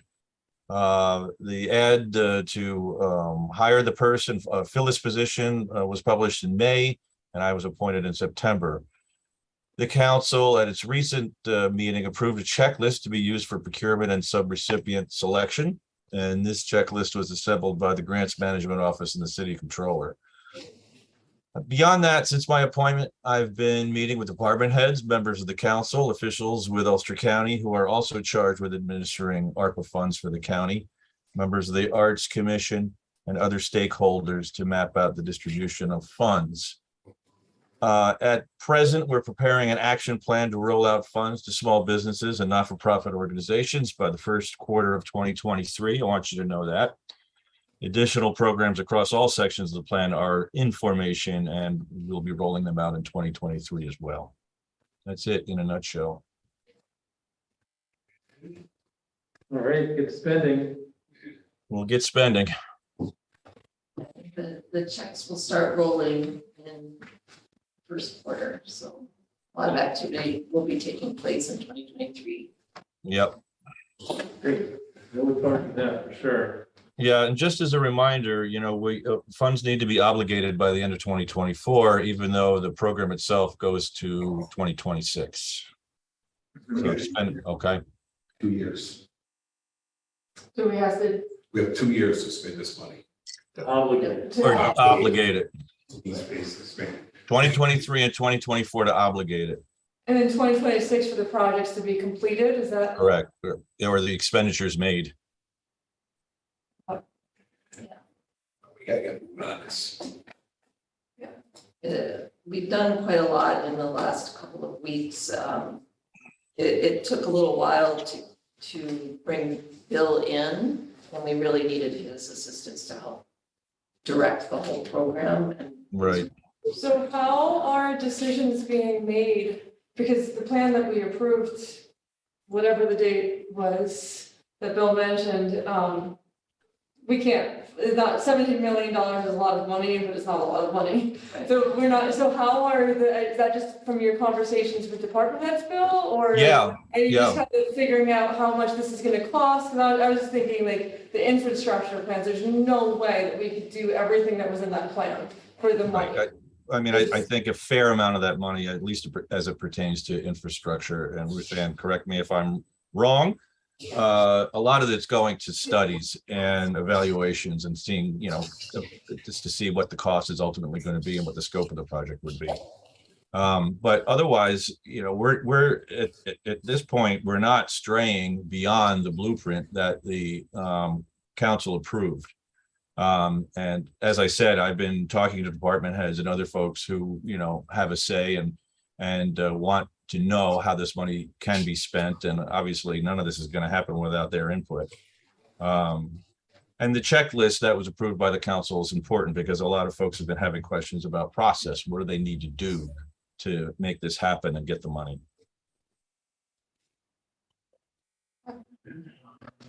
When you do your grants, this is the update for everything? Yes, Okay. well, I emailed it to you, so you should have a PDF in your email, and the cover memo is just describing 2 new grants that we won since I sent you the report, and then the hard copy of the report I sent. And we just got very. I thought that might happen. I appreciate it. Yeah, thank you for that. All right, any other questions regarding grants or ARPA? All Well, right, maybe we could talk about having you come to a meeting at some point to give the committee an update again. Sure, Like, I'd love to. Absolutely. Actually, I'll point out in the next grants activity update that we do, we'll create individual pages for each ARPA funded project. Right now, there's just one ARPA general page. But as we get the programs defined and all the details set forth, we'll include those.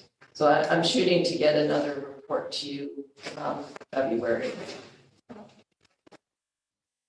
Yeah, so maybe it would be appropriate for me to come in then. I mean, if you're okay with that, I think we'll have a lot more to talk about by that point. It's up to you. Okay. Send me a reminder. Okay. Okay, thank you. Thank you.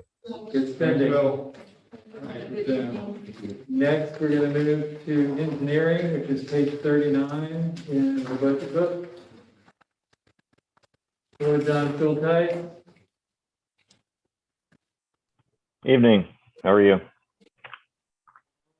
Getting a little tired, how are you?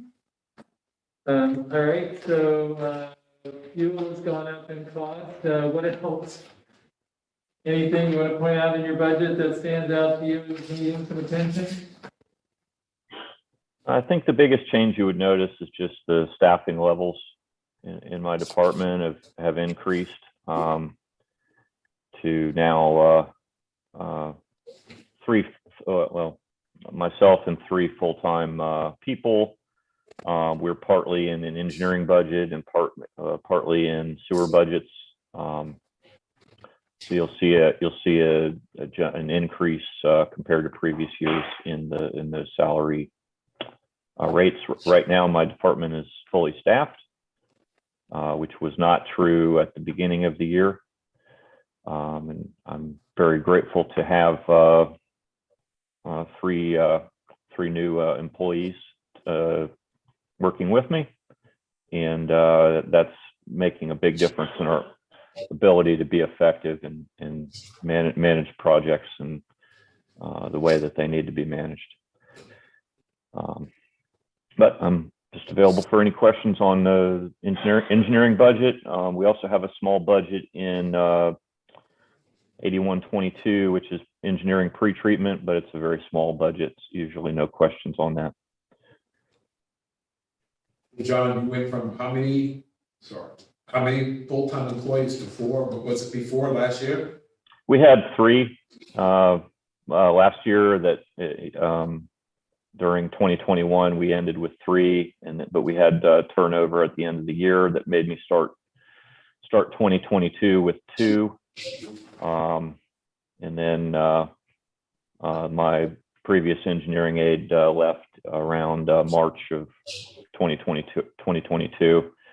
Then I was able to hire one engineering technician in March, one in June, I believe, and a project manager in August of this year. So became fully staffed in August of this year. Right. The only other question I have is on the revenue side. Let's see. 3389 New York State grant. Yes. Up like 11,000, close to 11,000. And what is that grant going to be used for? Those are typically staff time matches on various grants. They could be grants that our department is managing or that another department is managing, but it's the value of staff time, whether it's my time or someone else in my department performing either typically what we call either admin force account or technical force account, which could be anything from helping to helping to perform quarterly reports on grants. In some cases, providing engineering design, engineering review, inspection during construction. It's the value of that staff time. Okay, thank you. That's it. Could be. Any other questions?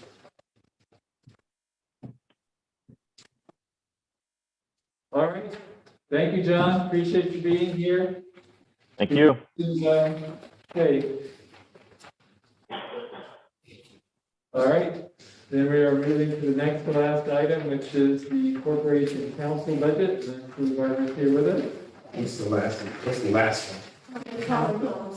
All right, it's not in here? There is a variance sheet for No. it. Okay. And what about? Do we just clerk Clerk's office is on 21st.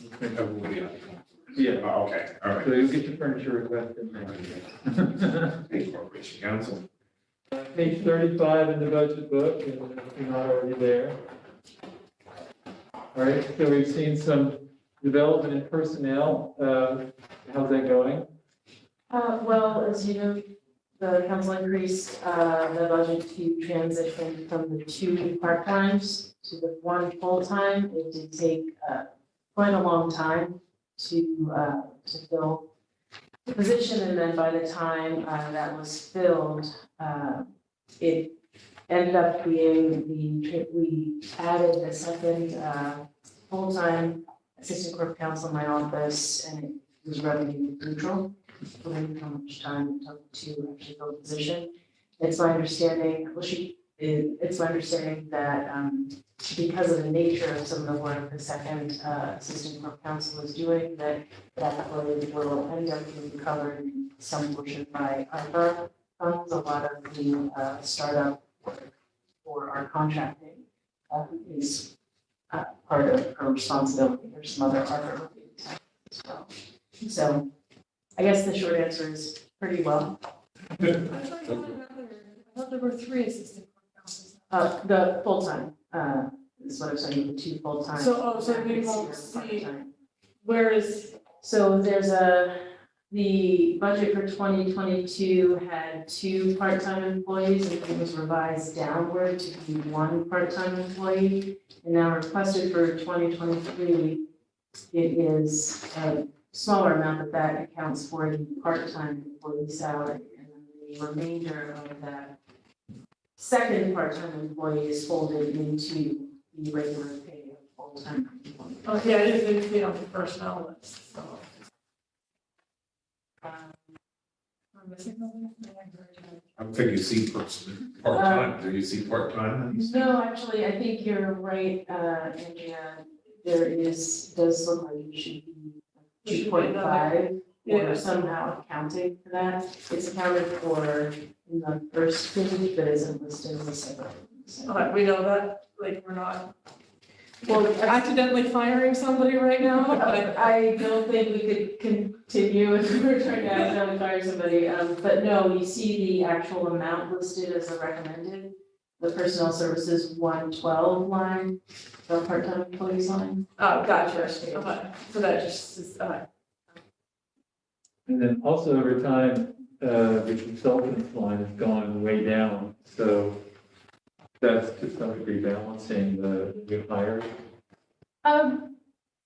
Well, I think the initial thought behind reducing that line was that some of the litigation, like the Osline case, ended earlier this year. Hopefully, I will be able to end some other long-standing litigation shortly. So a lot of those outside counsel fees related to those matters that started a few years back. I wouldn't say that it necessarily compensates for because the amount of litigation has expanded. So, you know, in the future, it may be that you need to come back to the council and request additional assistance for outside support for that litigation. Okay. Good, so I just want to get this clarified for positions in, so it's not 2/4, it's 2, 3.5? Is that what I'm looking at? Sorry, you're on the second Page page. 36, correct, so yourself, confidential secretary, 1 full-time, assistant corp counsel, and then a part-time? No, No, it's correctly listed here as 2 full-time Yes. corporate assistant corporation counsels. What's missing is the half-time, so it should be 2.5 here. oh, and it is here, it's just, Yeah, it's listed like, oddly, yeah, if you look at the bottom column or whatever that's called, you'll see in the second column or second row, corp counsel, assistant corp counsel, confidential secretary, and then random part-time right there. But that, do you see random part-time? it wasn't just part-time, not random part-time, but you see under title, telling you here, Oh, I see down the Yeah. bottom, I see, okay, oddly, part-time, I see. yeah, oddly composed on us. I think, you know, I'm not trying Beforehand. to, but I think it might be a little bit different because of the way that the benefits are factored into. Probably in another account department. All right, thank you for that clarification. Anything else? All right. Sorry you were at the end of the train. All right. Take care. You got a little overtime in. That would be good. And now we're doing conversations. She does a little. I'm kidding you, that's a joke. All right, so the last item for tonight's budget is common council. Seeing there's a pay raise, an increase in raise. Yes. The mayor put this in here, or was this discussion with? This was, again, this was the original plan that we developed 3 years ago, quite a while ago. What page is that? Page 15. 17, yeah, sorry, 15 and 16. Yeah, so this was part of the plan a long time ago, general increase for the mayor. And we talked about raising the common council. I think the end result was up to $10,000 for regular council people. We skipped a year because we decided, actually, I think we skipped 2 years.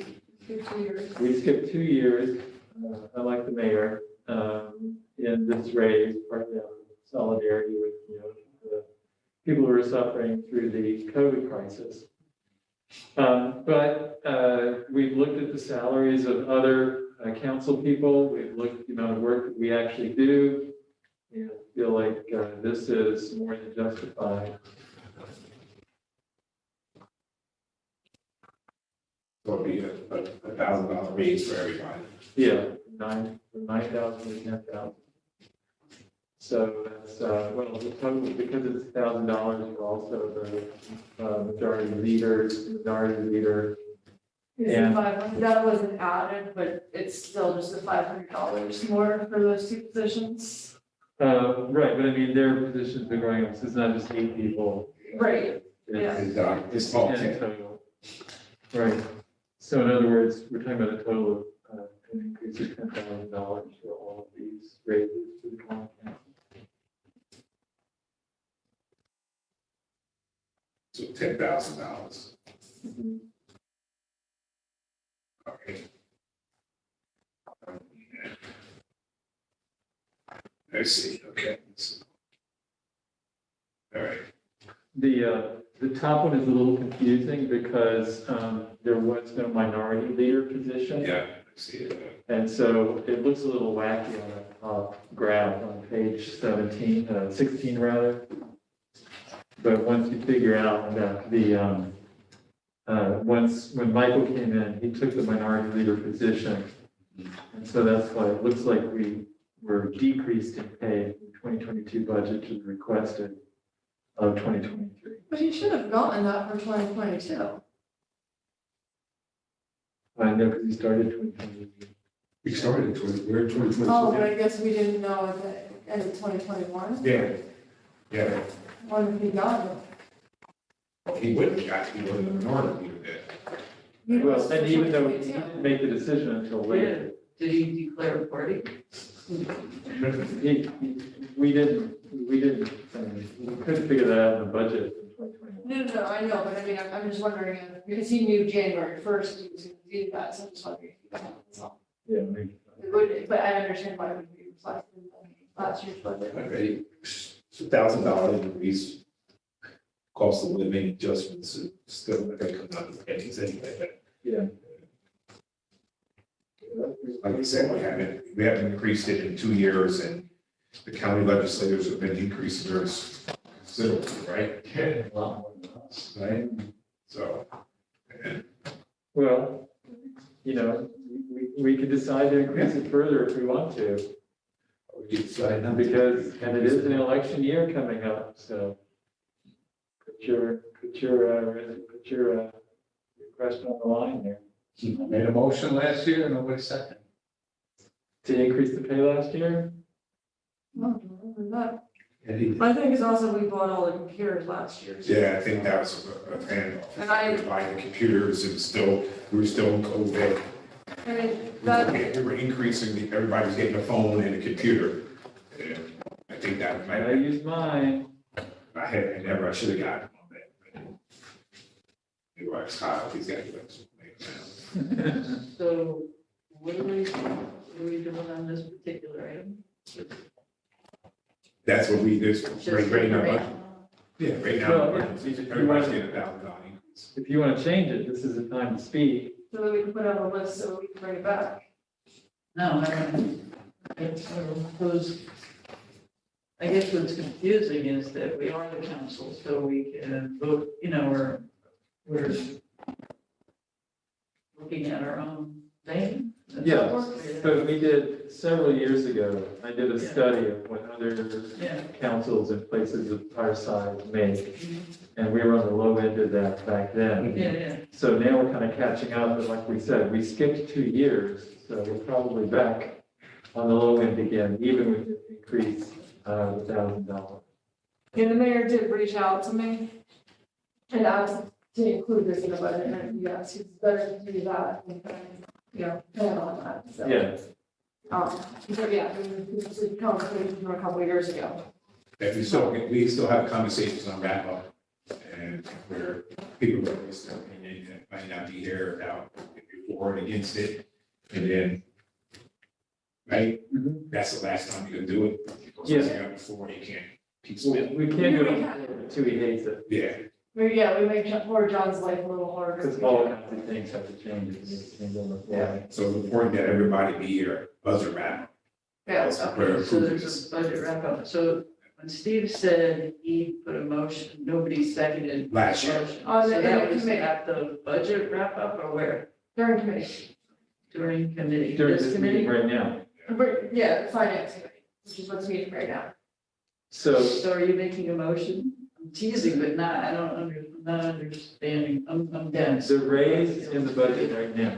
The raise is in the budget. So if we do nothing at all, Oh, I it'll see be that it's there. $1,000 raise. That's fine. If we think that that number is low, I see. you can make a proposal right now I to see. say, I want to increase it to 11,000, 1250, whatever, right? Right. You can now, or at the budget wrap up, you can also, so one thing you might want to do, for example, ask John Toohey for the NICOM comparison of salaries. And so what I did when I did this original research several years ago, I took cities that were, and towns that were roughly in the same range as Kingston. So anywhere from like about 12,000 residents to about 30 or 40,000. And I averaged out, so for mayor and for council, we saw that we were on the very low end of that average. So, if you want to look at that again. No, I don't need to. I was just mostly curious about this, whatever you just. Yeah, so last year I know wasn't, how to do salary. Yeah, I know how yeah. to do that stuff, but. last year, Same with the, Huh? same with the sources. No, I understand. yeah, last year wasn't the budget. Steve made a proposal to add in the budget. Got it. He didn't Now get a I second. see, now I understand. Yeah. This year is in the budget for us. I'm good. It's all good. All right, All right, in that good. case, then we will adjourn this. Thank you everyone for being here. Get home safely. And thanks for having us. Yeah. Anytime. Sorry that the refreshments were not